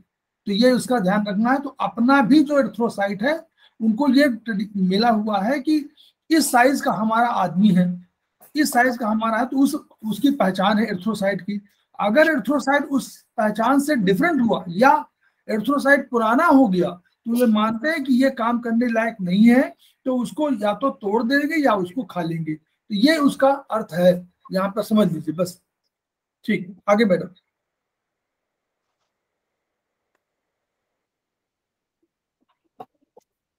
मैक्रोफेज इन्हें खा लेते हैं, ठीक है। या स्प्लीन में रक्त परिसंचरण के समय स्प्लीन के उत्तक इन्हें पकड़कर तोड़ देते हैं, ठीक है। या तो स्प्लीन के जो सेल है, जो स्प्लीन के टिश्यू है, वो इन्हें तोड़ देते हैं, ठीक है, जिससे हीमोग्लोबिन रक्त में आ जाती है, ठीक है। जो आरबीसी है वो आरबीसी को नष्ट कर दिया, खा लिया, ठीक है, और जो बचा हीमोग्लोबिन वो फिर वापस रक्त में आ जाती है, ठीक है। और रक्त में आने के बाद क्या होता है, देखिए ये हीम और ग्लोबिन ये टूट जाता है, जैसे बना उस तरह टूटता है, दो भागों में टूट जाता है, हीम और ग्लोबिन। तो जो ग्लोबिन है वो प्रोटीन के भंडार में चला जाता है, जहाँ पे हमारे शरीर का प्रोटीन का भंडार हो, ठीक है। और हीम जो है वो जो दो चीजों में बदल जाती है, एक पायरोल, ठीक है, पायरल और बिलीवर्डिन में, ठीक है। जो पायरल है, पायरल और फेरस में बदल जाती है। हीम जो है वो जैसे बना था वो पायरल और फेरस, ठीक है, पायरल और फेरस। तो फेरस यानी आयरन अपना आयरन का भंडार में चला गया, और जो पायरल होता है वो पायरल चेंज हो जाता है बिलीवर्डिन में, ठीक है। और ये बिलीवर्डिन फिर बिलीरुबिन में चेंज होता है। बिलीरुबिन पिगमेंट मतलब ये होता है किसी को कलर देने वाला, किसी को कलर देने वाला को पिगमेंट कहते हैं, ठीक है। इसका हम लोग पढ़ेंगे आगे कि ये बिलीरुबिन क्या क्या काम करता है, ठीक है। ये इसका वेस्ट मटेरियल है, हीम का वेस्ट मटेरियल है पायरोल, और पायरल से बना बिलीवर्डिन, और बिलीवर्डिन से बना बिलीरुबिन, ठीक है। रक्त में इस प्रकार बनी बिलीरुबिन में अघुलनशील किंतु लिपिड में घुलनशील है। ये जो है ना, ये जो बिलीरुबिन बना ये रक्त में घुलता नहीं है, ठीक है। तो ये क्या होता है, इसे हीम बिलीरुबिन कहते हैं। ये रक्त में नहीं घुलता है, ठीक है, इसलिए इसे हीम बिलीरुबिन कहते हैं। जो इस भाग की किडनी द्वारा एक्सक्रीट नहीं हो सकती है। ये जो हीम बिलीरुबिन है ना, ये तो वेस्ट चीज है हीम बिलीरुबिन, इसको बाहर निकल जाना चाहिए, लेकिन ये ऐसे किडनी से नहीं निकल सकता है। हीम बिलीरुबिन है जो ये नहीं निकलता है ऐसे, तो ये कैसे निकलता है देखते हैं। अतः इसे प्लाज्मा एल्ब्यूमिन पकड़कर यह यकृत यानी लीवर में ले जाती है, उसे ग्लूकुरोनिक एसिड के साथ कंजुगेट कराकर जल में घुलनशील बना दिया जाता है, ठीक है। और फिर ये क्या क्या ग्लोबिन है, प्लाज्मा एल्ब्यूमिन है, प्लाज्मा एल्ब्यूमिन इसे लीवर के पास ले गया, ठीक है। और लीवर क्या करता है, इस हीम बिलीरुबिन मैडम लीवर का बता दो। देखिए हमेशा ये मान के चलिए कि किडनी में कौन सा चीज होती है, किडनी में यूरिन के रूप में पास होती है, यानी जल के साथ घुलनशील जो होगी उसको एक्सक्रीट कर देती है। लेकिन अगर जल में घुलनशील नहीं है तो उसको मारने के लिए हमारे पास, या उसको एक्शन कराने के लिए हमारे पास लीवर ही एकमात्र ऐसा है जिसमें हजारों केमिकल रिएक्शन होते हैं। तो वो क्या करता है, उन सबको ले जाना पड़ेगा लीवर के पास, और लीवर में सब कार्यवाही करानी पड़ेगी। इसलिए उसमें लिखा हुआ है कि हीम बिलीरुबिन जो है वो जल में घुलनशील नहीं है, लेकिन लिपिड में, लिपिड माने फैट में घुलनशील है। और फैट वगैरह ये सब चीजें कौन करता है, ये लीवर करता है। तो लीवर को लीवर के पास जाना है, तो लीवर के पास जाएगी और इसके बाद ये जो रक्त है वो लीवर के पास जाएगा, तो प्लाज्मा एल्बुमिन हम लोगों ने पढ़ा था वो यकृत में ले जाएगी। यस हाँ मैडम आगे चलिए। ये जैसे लीवर में लेकर जाती है हीमोग्लोबिन, ये लीवर इस हीमोग्लोबिन को चेंज करता है कोल बिलिरुबिन में। बस इसको ना बाहर निकालने का प्रोसेस ही है कि किस तरह से बाहर निकाले। तो लीवर में गया, लीवर इसको हीमोग्लोबिन को कोल बिलिरुबिन में चेंज किया, और ये कोल बिलिरुबिन बाइल जूस में, कोल यानी कोल शब्द कहीं भी आए मतलब गॉल ब्लैडर, ठीक है, गॉल ब्लैडर में होता है हमारा बाइल जूस, ठीक है। तो ये कोल बिलिरुबिन बाइल जूस द्वारा ड्यूडेनम में आता है। बाइल जूस अपना कहाँ छोड़ता है, अपना रस ड्यूडेनम में छोड़ता है, तो उसके द्वारा ड्यूडेनम में आता है, और फिर ड्यूडेनम से रक्त के माध्यम से किडनी में आती है, ठीक है। दो जगह आती है, ड्यूडेनम से रक्त के माध्यम से दो जगह आती है, आंत में आती है, दूसरा किडनी में आती है, ठीक है। जब ये आंत में आती है तो आंत यानी इंटेस्टाइन में स्टूल होता है, स्टूल को कलर देता है, और किडनी में आती है, किडनी में तो ये यूरिन को कलर देता है, ठीक है। जो यूरिन को कलर देता है उसे कहते हैं यूरोबिलिन, और जो स्टूल को कलर देता है उसे कहते हैं स्ट्रेप्टोबिलिन। जो हमारे स्टूल का जो कलर होता है पीलापन या फिर ब्राउन कलर जो भी होता है, ये स्ट्रेप्टोबिलिन के कारण होता है, और यूरिन का जो कलर है उसका कलर यूरोबिलिन के कारण ही होता है, और उसी यूरिन के द्वारा और स्टूल के द्वारा ये बाहर निकल जाते हैं, ठीक है। और इसकी मात्रा है कि ये स्ट्रेप्टोबिलिन और यूरोबिलिन कितना होना चाहिए जिससे कि मल और मूत्र का रंग सामान्य दिखाई दे, ये इसका नॉर्मल मात्रा है। अगर इससे कम ज्यादा हो तो रक्त और यूरिन का कलर घट और बढ़ सकता है, ठीक है। अब आते हैं पीलिया में। पीलिया यानी जॉन्डिस, ठीक है। रक्त में बिलिरुबिन की समान ये जो पीलिया होती है ना, ये बिलिरुबिन के कारण ही होती है। पीलिया में आप लोग सुने होंगे पीलापन, शरीर का पीलापन, ठीक है।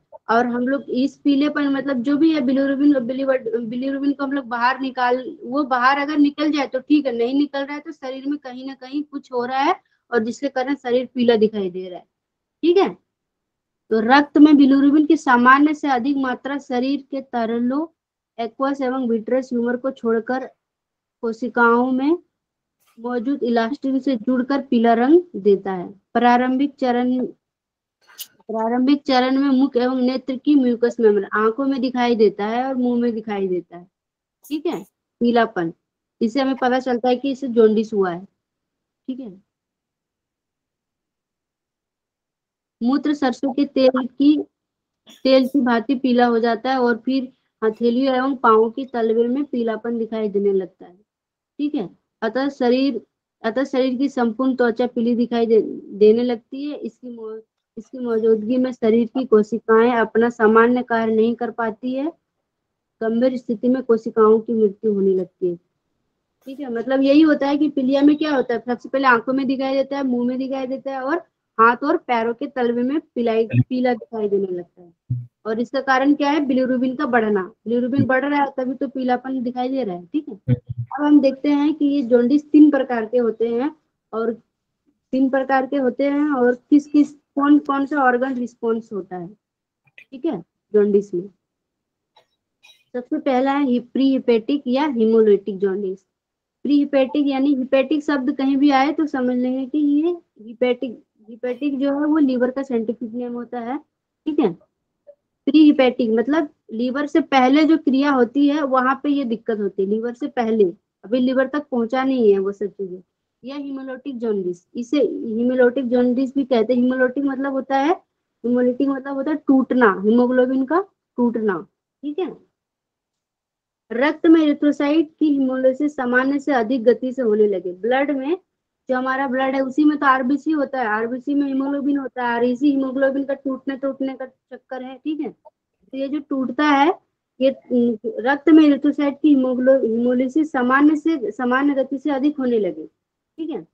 जो हमारा ब्लड में जो आरबीसी होता है वो बन तो सही रहा है लेकिन टूट ज्यादा रहा है, टूटेगा ज्यादा तो वो ज्यादा वैसे बस वैसे जैसे टूटेगा वैसे ही प्रोसेस होगा, वो टूटेगा, फिर वो लीवर में स्प्लीन का सेल उसे सोख लेगा, फिर वो हीम और ग्लोबिन में चेंज हो जाएगा, फिर वही हीम 2 चीजों में चेंज होगा, फिर वो लीवर के पास जाएगा। ठीक है, तो ये अगर टूटेगा तो इतना सारा प्रोसेस होगा, फिर ये इसकी संख्या बढ़ेगी, बिलिरुबिन की संख्या बढ़ेगी। तो ये किस कंडीशन में होता है? ये हीमोग्लोबिन में, मतलब हीमोग्लोबिन में जो आरबीसी ब्लड में जो आरबीसी है उसकी वो ज्यादा टूट रही है, बनने से ज्यादा वो टूट रही है। ठीक है, तब और ऐसा कब कब होता है? लिखा है सर्पदंश या बेमेल रक्त ट्रांसफ्यूजन से। सर्प मतलब कोई सांप काट लिया, जैसे ही सांप काटता है तो पूरा जहर पूरे ब्लड में फैल जाता है, और वो जहर क्या करता है? आरबीसी को मारने लगता है, टूट ज्यादा रहा है इसमें। ठीक है, या फिर बेमेल रक्त ट्रांसफ्यूजन, मतलब जो हमारा ब्लड ग्रुप होता है उससे अलग कोई, मतलब जो मैच होना चाहिए वो ब्लड ना देकर, किसी को ब्लड की जरूरत होती है, कोई बीमार रहता है उसको ब्लड की जरूरत होती है, और वो मैचिंग ब्लड नहीं है, तो उस कंडीशन में भी यही होता है कि आरबीसी टूटने लगती है। ठीक है, और बिलिरुबिन की मात्रा बढ़ जाती है। यकृत अपनी क्षमता अनुसार हीमोग्लोबिन को कोलेबिलिन में परिवर्तित कर रहा है, परंतु हीमोग्लोबिन की अधिक मात्रा कोशिकाओं में प्रवेश कर रही है। इस जो लीवर का काम था वो क्या काम था? हीमोग्लोबिन को कोलेबिलिन में चेंज करना। ठीक है, तो लीवर की इसमें कोई गलती नहीं है, लीवर तो अपना काम कर ही रहा है, लेकिन इसमें गलती क्या है? इसमें आरबीसी जल्दी जल्दी टूट रहा है। ठीक है, और आरबीसी जल्दी टूट रहा है तो ये देखिए ये हीमोग्लोबिन ना, ये बिलिरुबिन जो मिला हुआ ये बिलिरुबिन है, ये हीमोग्लोबिन है। अब ये बिलिरुबिन नष्ट हो रहा है, लेकिन उसमें लिखा हुआ कि अपना जो प्री हिपैटिक माने लीवर का कोई दोष नहीं है, लीवर तो क्षमता से बढ़िया काम कर रहा है, अपनी क्षमता अनुसार काम कर रहा है, लेकिन हीमोग्लोबिन अधिक प्रोड्यूस हो रही है, क्योंकि सर्पदंश हो रहा है, या फीमेल रक्त ट्रांसफ्यूजन है, या छोटे बच्चों में भी ये होता है, नवजात शिशु में उनमें भी होता है, आरबीसी जल्दी टूटते हैं, ब्रेक होते हैं, तो वो उसका कारण कहा गया। तो ये जब भी कभी प्रश्न आएगा तो ये समझ लीजिए कि प्री हेपेटिक में लीवर की कोई भूमिका नहीं है, ये मैडम कहना है। ठीक है, आगे अब है दूसरा नंबर में हिपैटिक या हिपैटोसेल्युलर जॉन्डिस। इसमें जो है, इसमें लिखा है हिपैटिक जॉन्डिस। ठीक है, हिपैटिक मतलब लीवर की ही गलती है, और हिपैटोसेल्युलर मतलब लीवर के सेल की ही गलती है। ठीक है, यकृत कोशिकाएं रोगग्रस्त होकर फूल जाती है किसी कारण से। ठीक है, किसी कारण से लीवर की सेल जो है वो बीमार पड़ जाती है, जिससे पित्त वाहिनियां अवरुद्ध हो जाती है।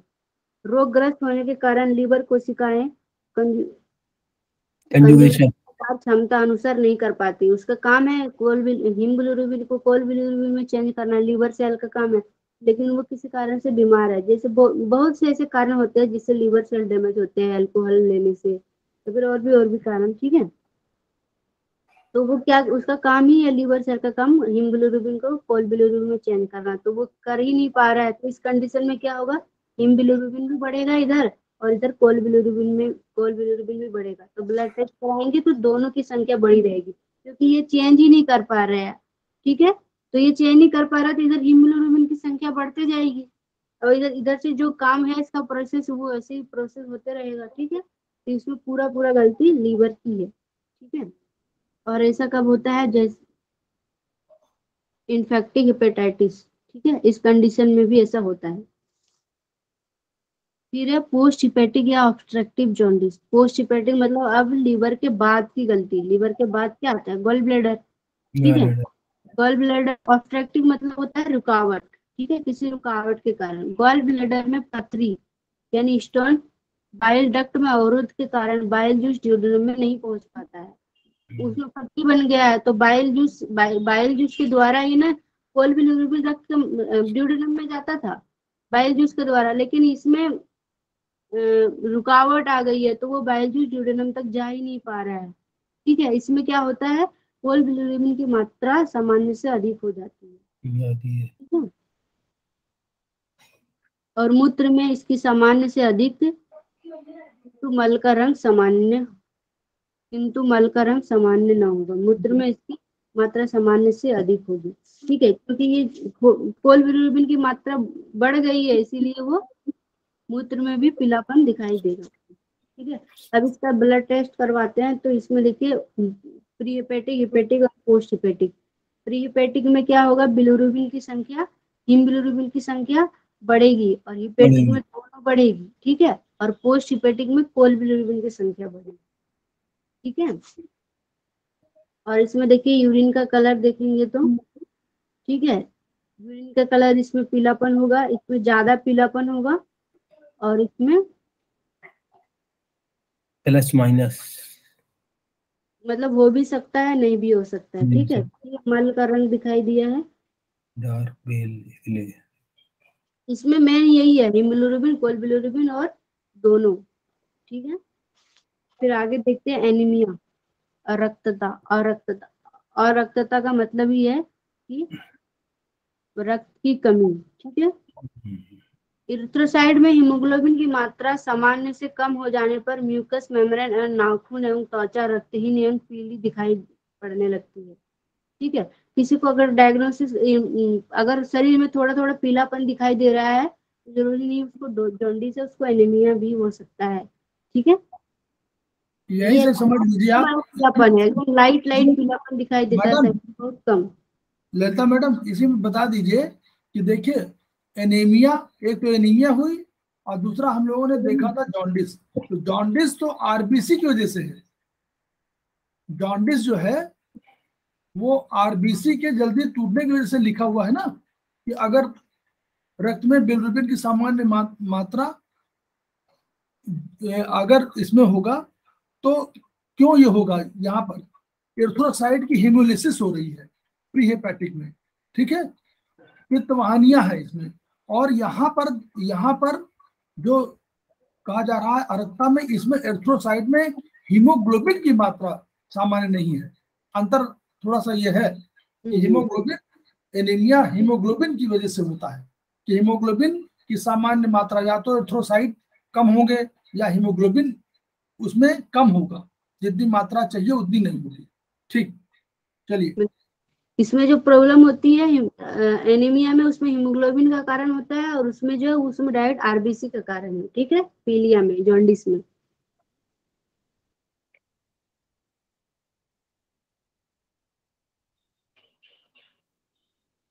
इरिथ्रोसाइट में हीमोग्लोबिन की मात्रा सामान्य से कम हो जाने पर म्यूकस मेम्ब्रेन, नाखून एवं त्वचा रक्तहीन पीली रंगीन पड़ जाती है और व्यक्ति के शरीर की कोशिकाएं को ऑक्सीजन की आपूर्ति न हो पाने के कारण शारीरिक कमजोरी भी हो जाती है, ठीक है। अगर हीमोग्लोबिन की कमी है मतलब ऑक्सीजन की कमी है, हीमोग्लोबिन जो ऑक्सीजन लेकर जाता है सेल के पास, और हीमोग्लोबिन की कमी है मतलब ऑक्सीजन की कमी है। ऑक्सीजन की कमी रहेगी तो शरीर में कितनी चीज होगी, श्वास लेने में दिक्कत होगी, ठीक है। इस दशा, श्वास लेने में दिक्कत होगी, कमजोरी, थकान, ये सब लगेगा, ठीक है। अब देखते हैं कि ये ऐसा कंडीशन होता है एनीमिया का, वो किस किस कारणों से होता है और कैसे होता है, ठीक है। रक्त में इरिथ्रोसाइट की संख्या कम हो, अर्थात बोन मैरो में इनकी जनन गति धीमी हो जाए। रक्त में इरिथ्रोसाइट यानी ब्लड में आरबीसी है ही नहीं, आरबीसी नहीं है तो हीमोग्लोबिन कहाँ से होगा, ठीक है। रक्त में या तो आरबीसी की कमी है या फिर आरबीसी का बनने का जगह कहाँ है, बोन मैरो, या फिर वो बोन मैरो में कोई दिक्कत है जो बोन मैरो बना ही नहीं पा रही है आरबीसी, ठीक है। तभी बोन मैरो बना नहीं पा रही है आरबीसी, तो आरबीसी कम बन रहा है तो उसमें हीमोग्लोबिन भी कम होगा, ऑक्सीजन भी कम जाएगी, ठीक है। तो इसमें क्या कारण हुआ, बोन मैरो, ठीक है, धीमी हो जाए या हीमोग्लोबिन के संश्लेषण है तो आवश्यक तत्व उपलब्ध ना हो। हीमोग्लोबिन जो बनता है, ठीक है, उसमें कितने सारे तत्व चाहिए, जैसे कैल्शियम चाहिए, प्रोटीन चाहिए, विटामिन चाहिए, ठीक है। ये सब मिलेगा नहीं तब भी ये होता है, जिसे कहते हैं माल न्यूट्रिशन या HIV। और एक जो माल न्यूट्रिशन माने जो खाना पीना ठीक से जितना चाहिए, कार्बोहाइड्रेट, प्रोटीन, विटामिन, इनकी कमी हो तो माल न्यूट्रिशन हो गया। सबसे अधिक कारण यही होता है हिंदुस्तान में। लेकिन एक होता है एछाइलिया गैस्ट्रिका, ये बहुत इंपॉर्टेंट है, इसको कभी पढ़िएगा। एछाइलिया गैस्ट्रिका HCl की वजह से होता है और स्टमक में जो सिक्रेशन है उनकी वजह से होता है। ये बहुत इंपॉर्टेंट है कि कभी कभी HCl में जो आवश्यक पदार्थ हैं वो नहीं होते, जिसकी वजह से एरिथ्रोसाइट की संख्या कम होती है या हीमोग्लोबिन की संख्या कम होती है। चलिए,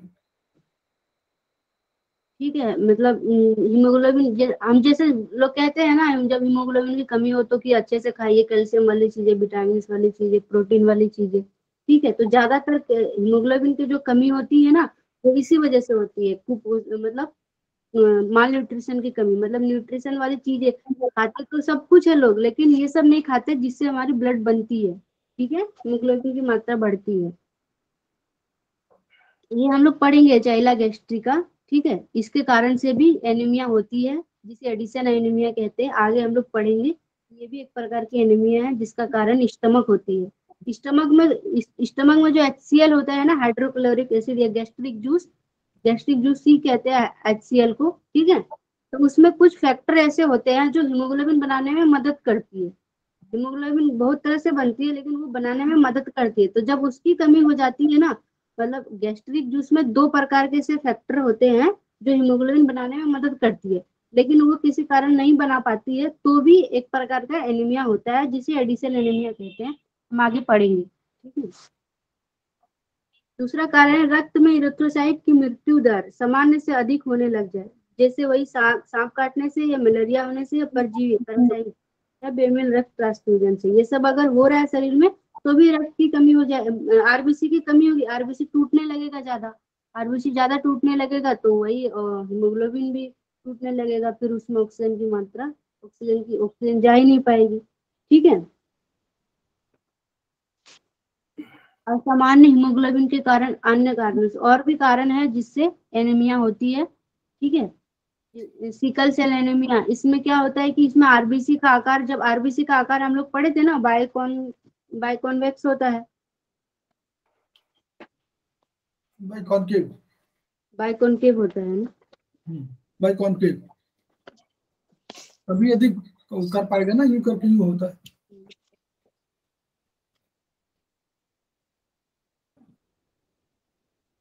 आरबीसी का जो आकार होता है वो बाइकॉन्केव होता है। ठीक है, लेकिन उसका आकार ही ऐसा है जिसके कारण वो हीमोग्लोबिन वहां पे रुक सकती है, ऑक्सीजन वहां पे रुक सकता है जिससे वो जाएगी। लेकिन उसका आकार में ही परिवर्तित हो गई किसी कारण, वो बनते वक्त ही उसका आकार जैसे तैसे हो गया, तो उस एनीमिया को कहते हैं सिकल सेल एनीमिया, जिससे वो हीमोग्लोबिन नहीं कैरी कर पाती है। ठीक है, फिर है थैलीसीमिया। इसमें क्या होता है, आरबीसी ज्यादा मरने लगते हैं। ठीक है, आरबीसी ज्यादा मरने लगते हैं, इसे कहते हैं थैलीसीमिया। फिर है एप्लास्टिक एनीमिया। ठीक है, एप्लास्टिक एनीमिया में क्या होता है, बोन मैरो कारण होती है। बोन मैरो में किसी कारणवश, बोन मैरो में क्या कारण होती है, बोन मैरो में बनता है आरबीसी, वो बन नहीं पाएगा। ठीक है, तो फिर वैसे आरबीसी नहीं होगा तो हीमोग्लोबिन कहाँ से आएगा। ठीक है, तो ये इसका बहुत आता है, ये प्रश्न बहुत आता है मैडम। एप्लास्टिक एनीमिया खूब पूछा जाता है। एप्लास्टिक एनीमिया का कारण क्या है, बोन मैरो वाला। ये बोन मैरो का पॉइंट है, नोट कर लीजिए। आगे दिया है प्लास्टिक एनीमिया, पढ़ेंगे हम लोग। ठीक है, प्लास्टिक एनीमिया फिर है, ये आप लोग याद करते जाइएगा, पढ़ते जाइएगा, मतलब ना इसको रिवीजन करते रहिएगा तभी, मतलब जो चीज आ रही है उसको भी पढ़ना है, तभी हमें समझ आएगा कि क्वेश्चन कैसे बनती है। ठीक है, फिर है लिकोमिया। लिकोमिया मतलब एक प्रकार का लिकोमिया को कहते हैं ना ब्लड कैंसर। ठीक है, वाइट ब्लड कैंसर के कारण भी ऐसा होता है, ब्लड कैंसर होता है, आरबीसी ज्यादा मरने लगते हैं, और फिर वही सब होती है, हीमोग्लोबिन नहीं कैरी कर पाती है। और लिकोमिया यानी ब्लड कैंसर, लिकोमिया शब्द का मतलब है ब्लड कैंसर। ठीक है, anaemia of pregnancy, anaemia of pregnancy मतलब एनीमिया के कारण कैंसर होना। ठीक है, मेलेग्नेंसी आप लोग सुने होंगे ना, मेलेग्नेंसी में कैंसर होता है। एनीमिया ऑफ प्रेगनेंसी, प्रेगनेंसी के समय जो एनीमिया होती है ना, मतलब प्रेगनेंसी के टाइम ये होता है कि बच्चों को भी ऑक्सीजन चाहिए होता है, हीमोग्लोबिन चाहिए होता है, और उसको उसे भी चाहिए, उसकी माता को भी चाहिए होता है, तो उस टाइम कमी हो जाती है किसी कारण से, ब्लड की कमी हो जाती है, मतलब आरबीसी की कमी हो जाती है, जिसे प्रेगनेंसी, एनीमिया ऑफ प्रेगनेंसी कहते हैं।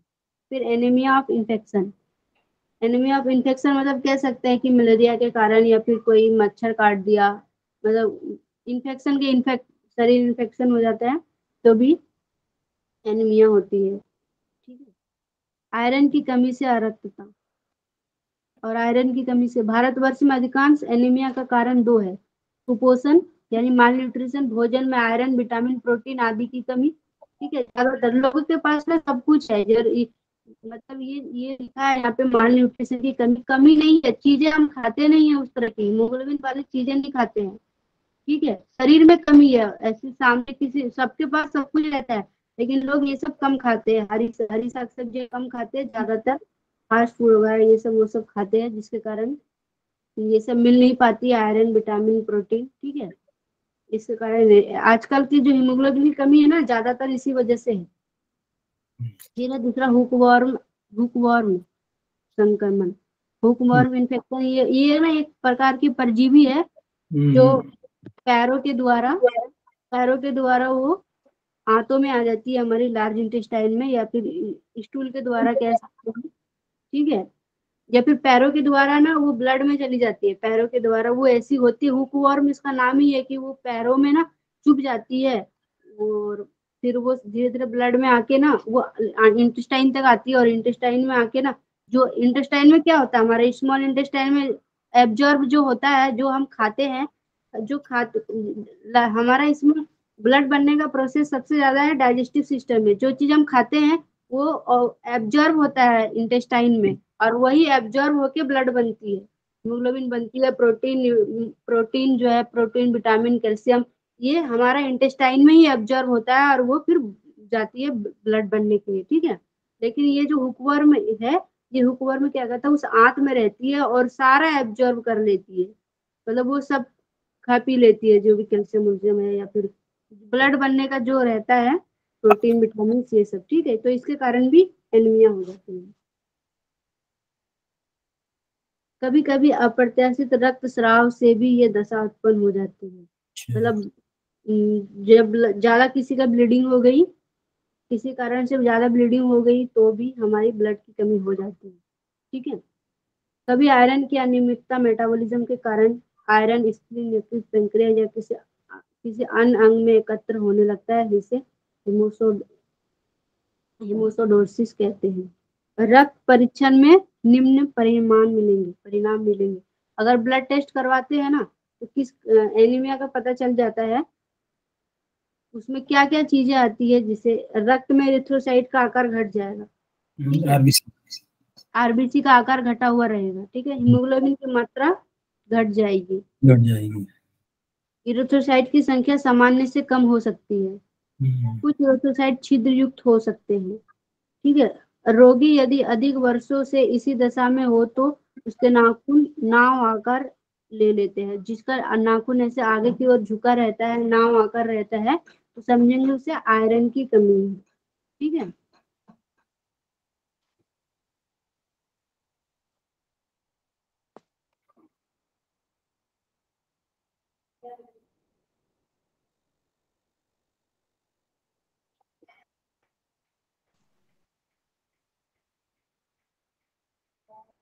ठीक है, फिर है परनीसियस एनीमिया। एक मिनट, हाँ।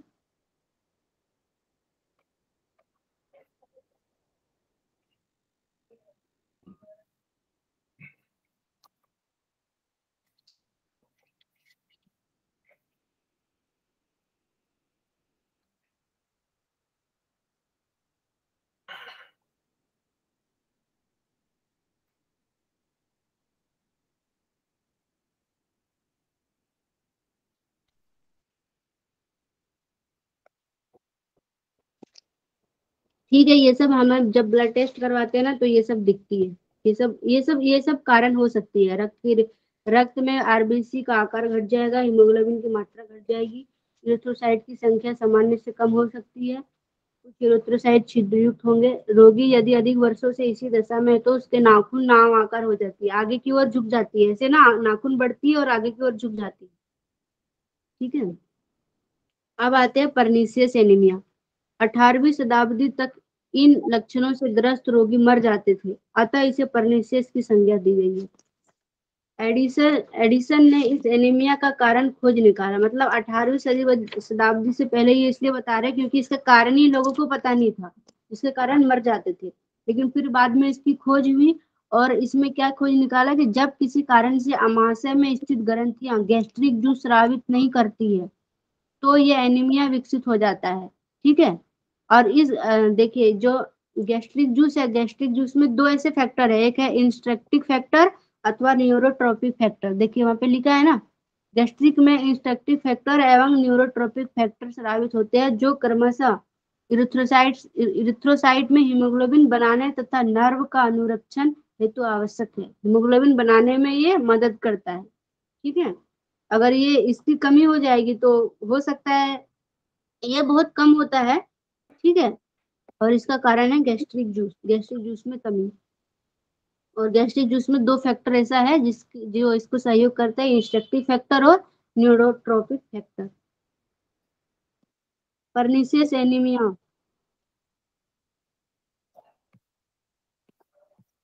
तीन लक्षण आएंगे ना इसमें 3 लक्षण आते हैं। देखिए अगर पर्निशियस एनीमिया है तो इसमें क्या होगा, चाइल्ड इसके पर्निशियस एनीमिया, इसमें B12 ना, इसमें ये भी हो जाता है कि B12 इसमें कम दिखाई देता है।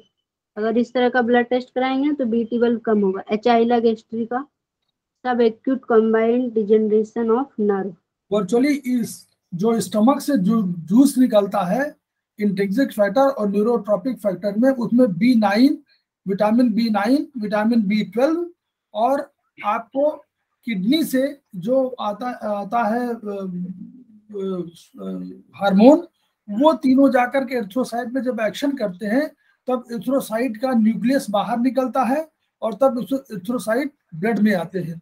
ये प्रोसेस अगर नहीं हुआ तो एरिथ्रोसाइट में हो सकता है कि वो न्यूक्लियस न निकल पाए, और अगर न्यूक्लियस नहीं निकल पाए और बाय द वे वो आ गया तो उसमें हीमोग्लोबिन की क्षमता कम हो जाएगी हमेशा।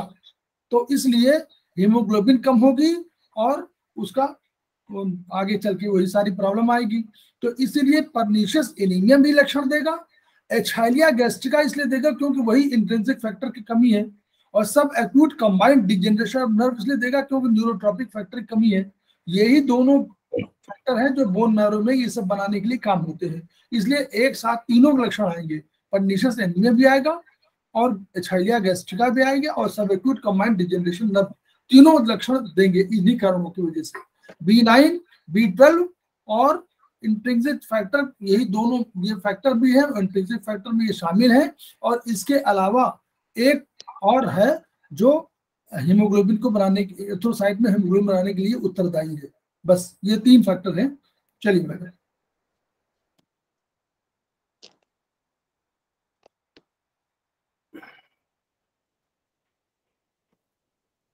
इस एनीमिया के लक्षण निम्न है। मैक्रोसिटिक और नॉर्मोक्रोमिक सेल अर्थात इरिथ्रोसाइट का आकार सामान्य से बड़ा होने के बावजूद उनमें हीमोग्लोबिन की मात्रा सामान्य हो सकती है, ठीक है। मैक्रोसिटिक मतलब होता है आरबीसी का बड़ा होना, मैक्रो, ठीक है। और नॉर्मोक्रोमिक मतलब होता है कलर, आरबीसी का कलर। कुछ न्यूक्लियोटाइड इरिथ्रोसाइट मिलेंगे, रक्त में टोटल एरिथ्रोसाइट की संख्या कम होगी, अतः हीमोग्लोबिन की मात्रा सामान्य से कमी होगी। एरिथ्रोसाइट का बड़ा आकार होने के कारण इनका जीवन काल छोटा होगा, अतः ये सामान्य से अधिक संख्या में हीमोलाइज होंगे, तो सीरम बिलिरुबिन का स्तर अधिक होगा, ठीक है। मतलब अगर वो बड़ा होगा तो उसका जीवन काल भी कम होगा और फिर उसका टूटने फूटने का भी प्रोसेस ज्यादा होगा, और फिर ये इसकी ज्यादा टूटेगा तो ये फिर ये बिलिरुबिन की संख्या बढ़ाएगी। बोन मेरो परीक्षण में हाइपरप्लास्टिक एक्टिविटी मिलेगा। गैस्ट्रिक जूस का परीक्षण करने पर हाइड्रोक्लोरिक एसिड नहीं मिलेगा, ठीक है। अब आते हैं एप्लास्टिक एनीमिया में। एप्लास्टिक एनीमिया में क्या होता है, बोन मेरो किन्हीं कारणों से सभी प्रकार की रक्त कणिकाओं का जनन बंद कर देती है। अगर बोन मेरो ही किसी का होता है ना, क्या कहते हैं उसे, बोन का कैंसर होता है, ठीक है, ऑस्टियोमा, उसके कारण भी क्या होता है, बोन मेरो जो है ना ब्लड सेल बनाना बंद कर देता है, ठीक है। तो इसका क्या कारण है, बोन मेरो एप्लास्टिक एनीमिया का मतलब है, मतलब एप्लास्टिक एनीमिया किन किन कारणों से हो सकता है वो देख रहे हैं। तो इसका कारण है पहला बोन मेरो, ठीक है। और ये बोन मेरो कब ये ऐसा होता है, तो पहला है विकिरण यानी रेडिएशन का उपयोग परीक्षण या ट्रीटमेंट हेतु किया जाता है। कोई जैसे एक्सरे कराते हैं, एमआरआई कराते हैं, उसमें क्या होता है, एक प्रकार का रेडिएशन ही डालते हैं और उससे देखिए यहाँ तक उसको कितना मतलब नुकसान होता है, आरबीसी कम बनने लगता है। ठीक है, बेंजीन विकिरण, इसका प्रयोग रबर या गोंद या रेजिन के घोंसले बनाने हेतु किया जाता है। ये भी एक प्रकार का विकिरण है जो एप्लास्टिक एनीमिया का कारण हो सकता है। ठीक है, दवाओं का विषीकरण जैसे क्लोरोफेनिकोल या गोल्ड कंपाउंड। ठीक है, जब किसी दवाई का साइड इफेक्ट के कारण भी ऐसा हो सकता है। ठीक है, इन रोगियों को लगातार बुखार बना रहता है क्योंकि शरीर में टेम्परेचर रेगुलेशन सिस्टम का माध्यम रक्त ही है जिसकी मात्रा घटती जा रही है। रक्त कणिकाओं की कमी के कारण ओरल कैविटी और फेरिंक्स में अल्सर्स हो जाते हैं। रक्त परीक्षण, यार किताब पढ़ रही है कुछ थोड़ी।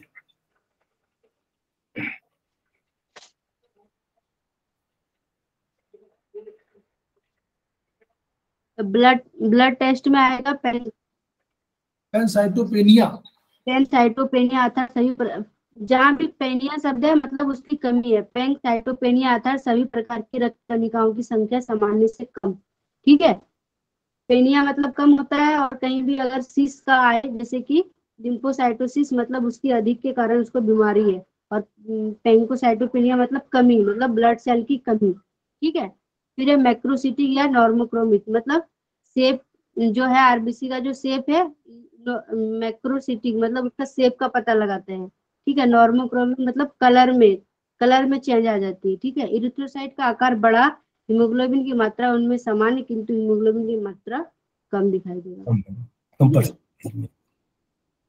फिर आगे हम पढ़ेंगे लिकोसाइड। आज पढ़ेंगे या फिर आज पढ़ेंगे?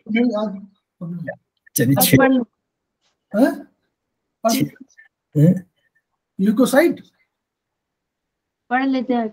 हाँ जितना पढ़ा सकते हो पढ़ा। क्यों बोलिए सक्सेना जी। जी सर बताइए। नहीं मैडम के ऊपर है, अगर टाइम है तो पढ़ा दे, नहीं तो कल सही, जैसा आप जो समझे। बस ये WBC करा दे उसी बात। ठीक है, 10-15 मिनट और करा लीजिए, कोई बात नहीं। ल्यूकोसाइट में थोड़ा बहुत बता दीजिए।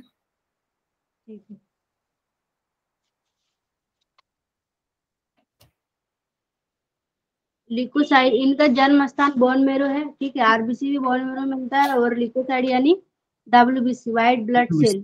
ठीक है, लिको शब्द जहां भी आए मतलब व्हाइट कलर का। ठीक है, व्हाइट ब्लड सेल, इनका जन्म स्थान बोन मेरो एवं शरीर में फैले लिम्फेटिक ऊतक। ठीक है, जैसे शरीर में हमारा सर्कुलेटरी सिस्टम होता है ना, उसी तरह शरीर में हमारा लिम्फेटिक सिस्टम भी होता है। ठीक है, और उसी लिम्फेटिक सिस्टम में उसका जन्म होता है लिकोसाइट का, मतलब WBC का, और ये कुछ मात्रा में बोन मैरो में बनता है और लिम्फेटिक ऊतक में भी बनता है। ठीक है, ये मानव शरीर का गश्ती सचल दस्ता है जो शरीर में घुसे दुश्मनों का सफाई करता है। ठीक है, तो जो WBC है ये इसका काम क्या है? आरबीसी का काम होता है न्यूट्रिशन देना, और WBC का काम क्या है? शरीर का रक्षा करना। ठीक है, और ये जो WBC है ये 5 प्रकार के होते हैं: न्यूट्रोफिल, इस्नोफिल, मोनोसाइट, बेसोफिल और लिम्फोसाइट। ठीक है, 5 प्रकार के होते हैं। इसमें से पहला देखते हैं हम न्यूट्रोफिल। न्यूट्रोफिल का काम क्या है? जो पैदल सेना की भांति है अतः सकल लिकोसाइट संख्या में, इसका मतलब इसका परसेंटेज बता रहा है कि पूरे WBC में, पूरे व्हाइट ब्लड सेल में जो न्यूट्रोफिल की मात्रा है वो 50 से 70% होते हैं। ठीक है, इनके साइटोप्लाज्म मतलब ये न्यूट्रोफिल है। थोड़ा सा एक महत्वपूर्ण चीज बता दूं तो आपको याद करने में आसानी रहेगी, मतलब इसकी वो हिस्ट्री समझते रहिए। इन सब के नाम जो 5 प्रकार के नाम है, देखिए इसमें पहले 3 वाले फिल लिखा हुआ है, न्यूट्रोफिल, इस्नोफिल और बेसोफिल। ठीक है, तो तीन फिल के रूप में है और 2 साइड के रूप में है। ठीक है, अब देखिए तो जब ये जानकारी जब हुई तो इसमें ये किया गया, जब इनका टेस्ट हुआ तो ये देखा गया कि इस्नोफिल जो इस फिल माने होता है प्यार, प्रेम के रूप में है, प्यार के रूप में, कि इस्नोफिल माने इस्नो से फिल मतलब उससे प्रेम है। तो होता क्या कि इनको टेस्ट करने के लिए केमिकल यूज किया जाता था, डाई माने केमिकल।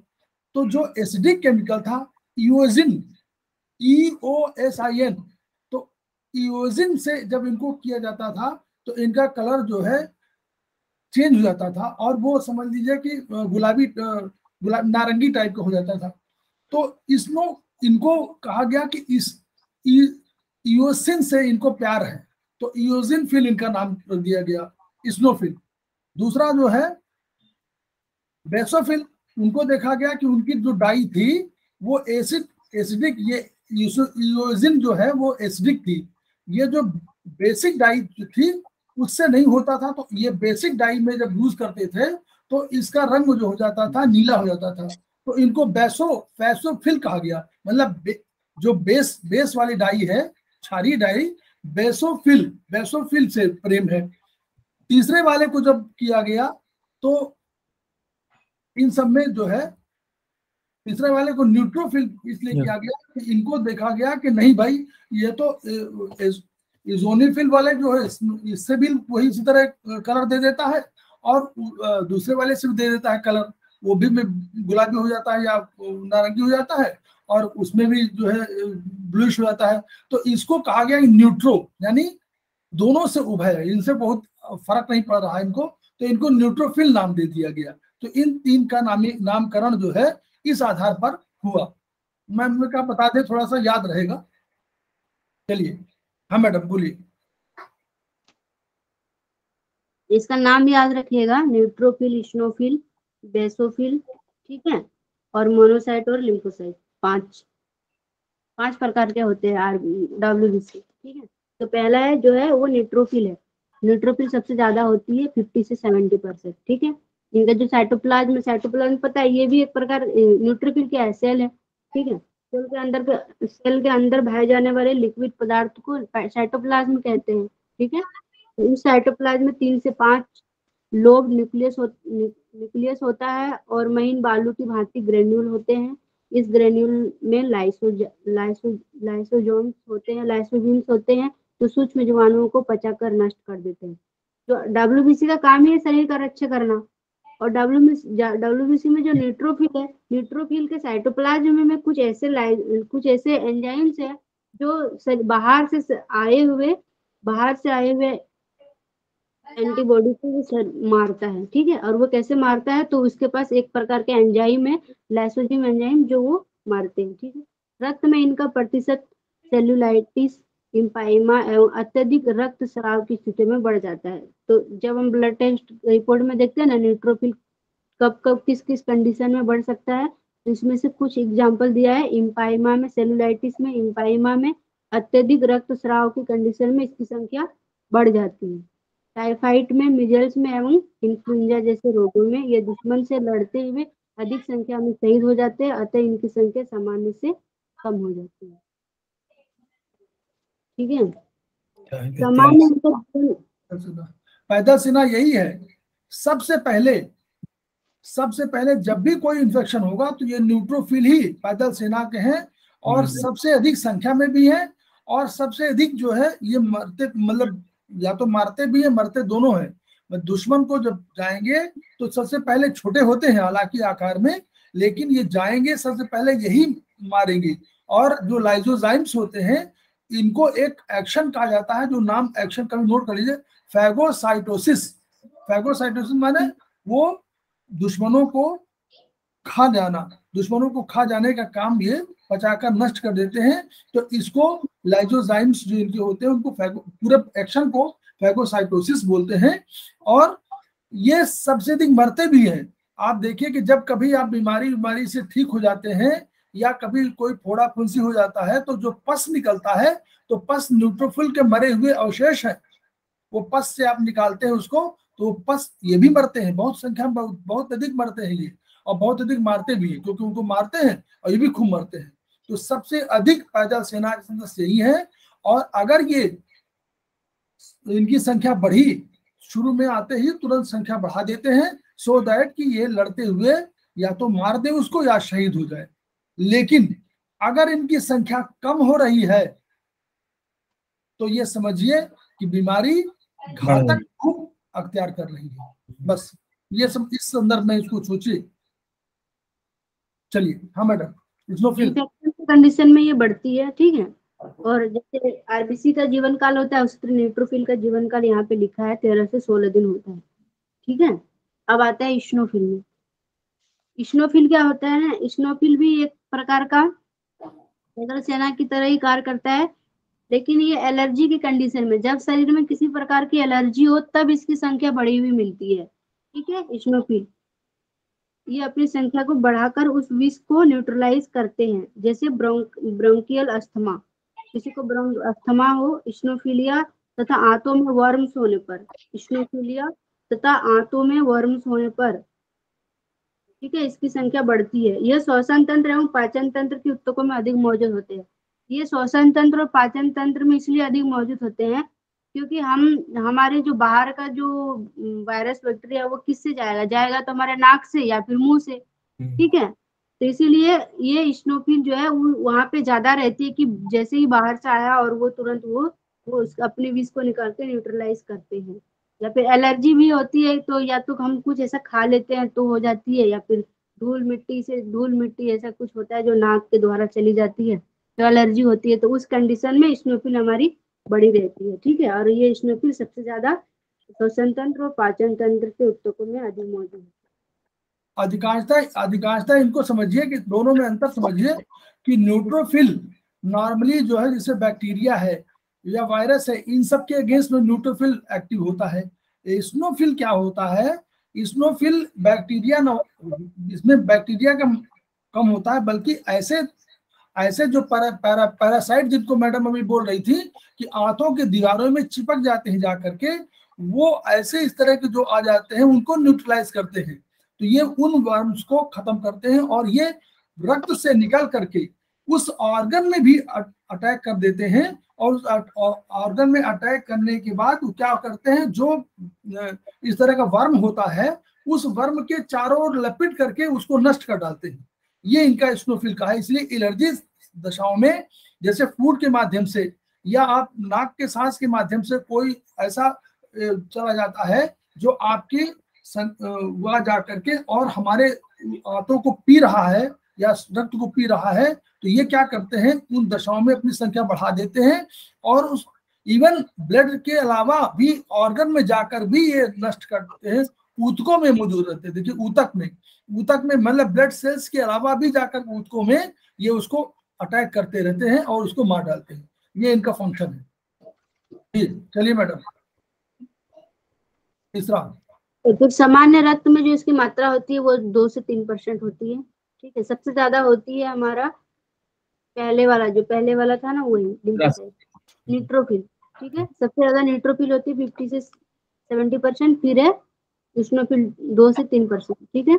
ये गोलाकार होती है और इसकी आकार बताई गई है। इनके साइटोप्लाज्म में 2 लोब्यूल न्यूक्लियस एवं मोटी बालू की भांति ग्रेन्यूल होते हैं जिनमें डिटॉक्सिफाई करने वाले एंजाइम होते हैं।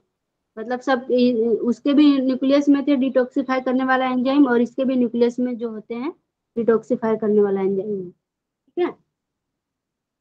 फिर है बेसोफिल। ये रक्त में सकल ल्यूकोसाइट संख्या में मात्र 0.5 से 1% होता है। सबसे कम ही बेसोफिल होता है। ये गोलाकार होता है, इसका साइज 14 से 16 माइक्रोन होता है। इसके साइटोप्लाज्म में एक किडनी का आकार का न्यूक्लियस और मोटे ग्रेन्यूल होते हैं जिनमें हिपेरिन और हिस्टामिन तत्व पाए जाते हैं, ठीक है। इसकी संख्या घायल ऊतकों की रिपेयरिंग काल में अधिक पाई जाती है। मतलब ये पांचों जो है ना, डब्ल्यूबीसी के पांचों प्रकार मिलकर शरीर की रक्षा करता है। तो पांचों में से सबका काम अलग अलग है। न्यूट्रोफिल का काम क्या है, वो शरीर में जैसे ही आए सबसे पहले वो अटैक करते हैं, ठीक है। फिर दूसरा वाला एलर्जी की कंडीशन में, फिर तीसरा वाला क्या करता है, जो भी वहां पे काम होता है अगर उस काम के दौरान किसी भी चीज की कटाई हो गई तो उसकी रिपेयरिंग की करते हैं, उसके रिपेयरिंग की काम करते हैं, ठीक है, उसको बनाते हैं। इनकी संख्या घायल ऊतकों की रिपेयरिंग काल में अधिक पाई जाती है। मतलब इसका काम है रिपेयरिंग करना, ठीक है। मोनोसाइट, हिपेरिन और हिस्टामिन दोनों का अर्थ समझ लीजिए। हिस्टामिन माने क्या होता है कि अगर ब्लड वेसल्स को आपको कहीं कमजोर पड़ रही है और किसी कारण से वो पतली हो रही है तो उनको हिस्टामिन क्या करता है, वैसो डायलेशन काम करता है, बहुत डायलेट कर देता है। बड़ा डायलेट बढ़ाने का काम करता है। तो हिस्टामिन ये काम करता है।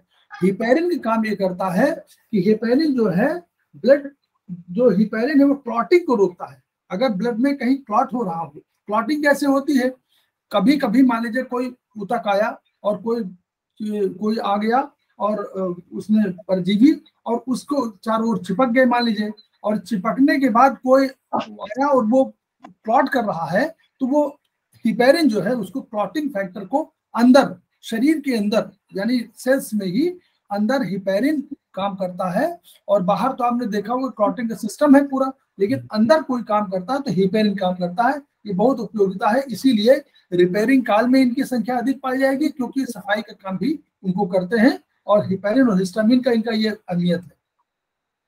तीनों थे, वो तीनों जो थे अभी देखिए उसमें सब में ग्रेन्यूल्स होते थे। तो इन तीनों का नाम पहले जिनमें फिर लिखा हुआ है, इन तीनों का नाम ग्रेनुलोसाइट भी है। ग्रेनुल साइट माने सेल और ग्रेनुलो जिसमें ग्रेनुल्स हो। अब आगे पढ़िए, मैडम बताएंगे मोनोसाइट। मोनोसाइट ये गोलाकार के 14 से 20 माइक्रोन साइज में पाए जाते हैं। इनके साइटोप्लाज्म में एक किडनी का आकार का न्यूक्लियस होता है और साइटोप्लाज्म साफ एवं पारदर्शी होता है, अर्थात इसमें ग्रेन्यूल नहीं होते हैं। ठीक है, ये सेना के जमादार है जो लड़ाई के दौरान मरे सड़े ऊतकों एवं दुश्मनों का सफाई करता है। मतलब जो भी वहां पे काम होता है, इसमें कुछ नहीं होता, ये खुद मतलब इसका खुद शरीर से ऐसा कुछ नहीं निकलता, ये इसका काम ही है कि वहां पे जो भी काट छीट का काम हुआ, मार लड़ाई का काम हुआ, उसको वो साफ सफाई का काम करता है। ठीक है, यहाँ पे लिखा है कि जमादार के रूप में। ठीक है, दो जो आगे के मोनोसाइट और लिम्फोसाइट जो आ रहे हैं, इसमें आप पढ़ेंगे कि ये ग्रेनुअल्स नहीं होते हैं, तो इसीलिए उनका नाम दूसरा रखा गया अलग से, मोनोसाइट और लिम्फोसाइट। मोनोसाइट और लिम्फोसाइट में ग्रेनुअल्स नहीं होते हैं अंदर सेल में, और सब में ग्रेनुअल्स होते हैं। एग्रेनुलोसाइट्स बोलते हैं। एग्रेनो ए में ए लगा देते हैं, वहां ग्रेनुलोसाइट है, ये एग्रेनुलोसाइट है। और मोनोसाइट का अहमियत तब मालूम पड़ती है जब ये फैगोसाइटोसिस करते हैं। ये बड़े आकार के दुश्मनों से लड़ने के लिए बड़े आकार ग्रहण करके उनको मार डालते हैं, कई दुश्मनों का सफाया करते हैं। तो ये जमादार भी है और लड़ाकू भी है, ये बड़े लड़ाकू हैं और जमादार भी है। ठीक, आगे मैडम। अब सबसे इंपॉर्टेंट है, पढ़ लीजिए मैडम से, लिम्फोसाइट सबसे इंपॉर्टेंट है, आगे पढ़िए। लिम्फोसाइट सबसे इंपॉर्टेंट है, यहाँ पे लिखा भी है कि ये बैकबोन है। बैकबोन मतलब जैसे हमारे शरीर का स्पाइनल कॉर्ड है, स्पाइनल कॉर्ड है जिसके कारण हमारे शरीर को वो रोक के रखा है, सीधा रखा है, बैठाता है, उठाता है। बैकबोन की मतलब बैकबोन है, मतलब सबसे उपयोगी चीज है हमारा लिम्फोसाइट। ठीक है, ये क्या करता है, काम क्या है, लड़ते सैनिक को ताकतवर भोजन की आपूर्ति करना। मतलब जो भी है इसका जो चारों प्रकार के सेल है उसको वो भोजन प्रदान करता है लिम्फोसाइट। ठीक है, बेसोफिल, मोनोसाइट, न्यूट्रोफिल और स्नोफिल को ये भोजन देता है। और दूसरा महत्वपूर्ण काम है कि दुश्मनों का भेद लेकर उनकी ताकत के खिलाफ एंटीबॉडीज यानी गोला बारूद बनाना। मतलब दुश्मन किस प्रकार का है, ठीक है, किस प्रकार का वो वायरस है, बैक्टीरिया है, तो वो तुरंत ये क्या करता है, उसको पता लगाता है कि किस प्रकार का है, उससे अधिक अच्छा मतलब उससे जो लड़ सके उस तरह का वो एंटीबॉडीज बनाता है। ठीक है, इसका बहुत ही महत्वपूर्ण काम है कि वो उसके खिलाफ एंटीबॉडीज बनाता है, तुरंत वो पता कर लेता है ये किस प्रकार का बैक्टीरिया वायरस है और फिर उसके खिलाफ वो एंटीबॉडीज बनाता है। सकल ल्यूकोसाइट संख्या में इनकी 20 से 40% इसकी सहभागिता है। ये गोलाकार 8 से 12 माइक्रोन के होते हैं तथा इनका जीवन काल 3 से 200 दिन तक पाया गया है। इनका उत्पादन विशेषकर लिम्फेटिक ऊतकों में ही होता है, लिम्फेटिक सेल। ठीक है, लिम्फेटिक टिश्यू में इसका उत्पादन होता है लिम्फोसाइट। इनके साइटोप्लाज्म में एक गोल न्यूक्लियस तथा साइटोप्लाज्म की मात्रा बहुत कम होती है। ये इसी तरह इसका 5 प्रकार के जो हम काम देखे हैं, सबका अलग अलग काम है। ठीक है, एक बार रिवीजन कर देते हैं फिर भी। न्यूट्रोफिल का काम है कि वो जैसे कुछ बैक्टीरिया वायरस आए तुरंत अटैक करना। स्नोफिल का काम है एलर्जी के दशा में ये होती है, जो छोटे मोटे एलर्जी होती है तब इसकी संख्या बढ़ती है। फिर ये बेसोफिल का काम क्या है, रिपेयरिंग करना। ठीक है, मोनोसाइट का काम है भोजन पहुंचाना। पूरा सफाई करना उसका, जो भी वहाँ पे सड़े गले पदार्थ है उसकी पूरा अच्छे साफ सफाई करता है। और लिम्फोसाइट क्या करता है, लिम्फोसाइट का भी ये काम है कि एक तो वो चारों सेल को वो पोषण करता है, और दूसरा ये सबसे इम्पोर्टेंट काम जो है वो क्या है, वो पता लगाता है कि ये कौन सी प्रकार के बैक्टीरिया वायरस है और उसके खिलाफ हमें एंटीबॉडीज बनाना है ताकि वो उससे अच्छे से लड़ सके। ठीक है, आगे देखते हैं। इनकी संख्या मम्स, ट्यूबरकुलोसिस एवं प्यूरोटिसिस में सामान्य से अधिक तथा माल न्यूट्रिशन, स्टरवेशन एवं एंटीबॉडीज और सल्फा दवाओं के उपयोग से कम हो जाती है। जो लिम्फोसाइड है ना, वो किस किस कंडीशन में इसकी संख्या घटती है, तो ये बीमारी है। ठीक है, इसी बीमारियों में इसकी संख्या कम हो जाती है।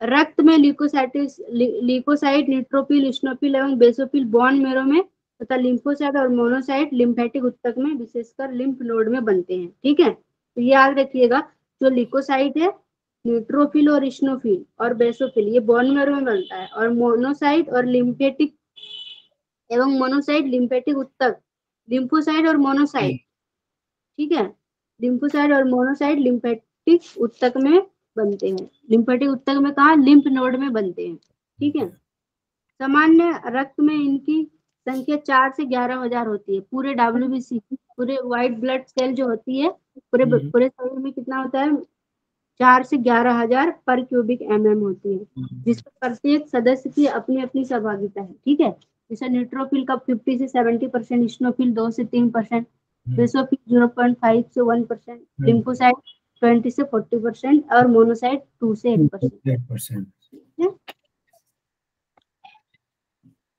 सकल ल्यूकोसाइट संख्या में सामान्य 10% की अधिकता ल्यूकोसाइटोसिस कहलाती है, और सामान्य से 10% की कमी ल्यूकोपेनिया कहलाती है। मतलब अगर उसकी कमी हो तो ल्यूकोपेनिया है। ल्यूकोसाइट यानी व्हाइट ब्लड सेल, अगर इसकी ब्लड में अधिक है, इसकी संख्या अधिक है, तो वो 10% अधिक है तो ल्यूकोसाइटोसिस कहलाती है, और अगर इसकी कमी है, ल्यूकोसाइट की कमी है, तो ल्यूकोपेनिया कहलाती है। ठीक है,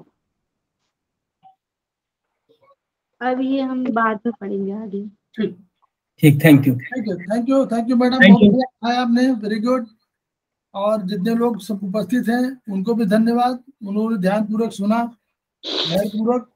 और लोग कल फिर मैडम का क्लास है, और कल बीपी सक्सेना साहब का फिर क्लास है। तब तक के लिए उनको शुभकामनाएं। Thank you.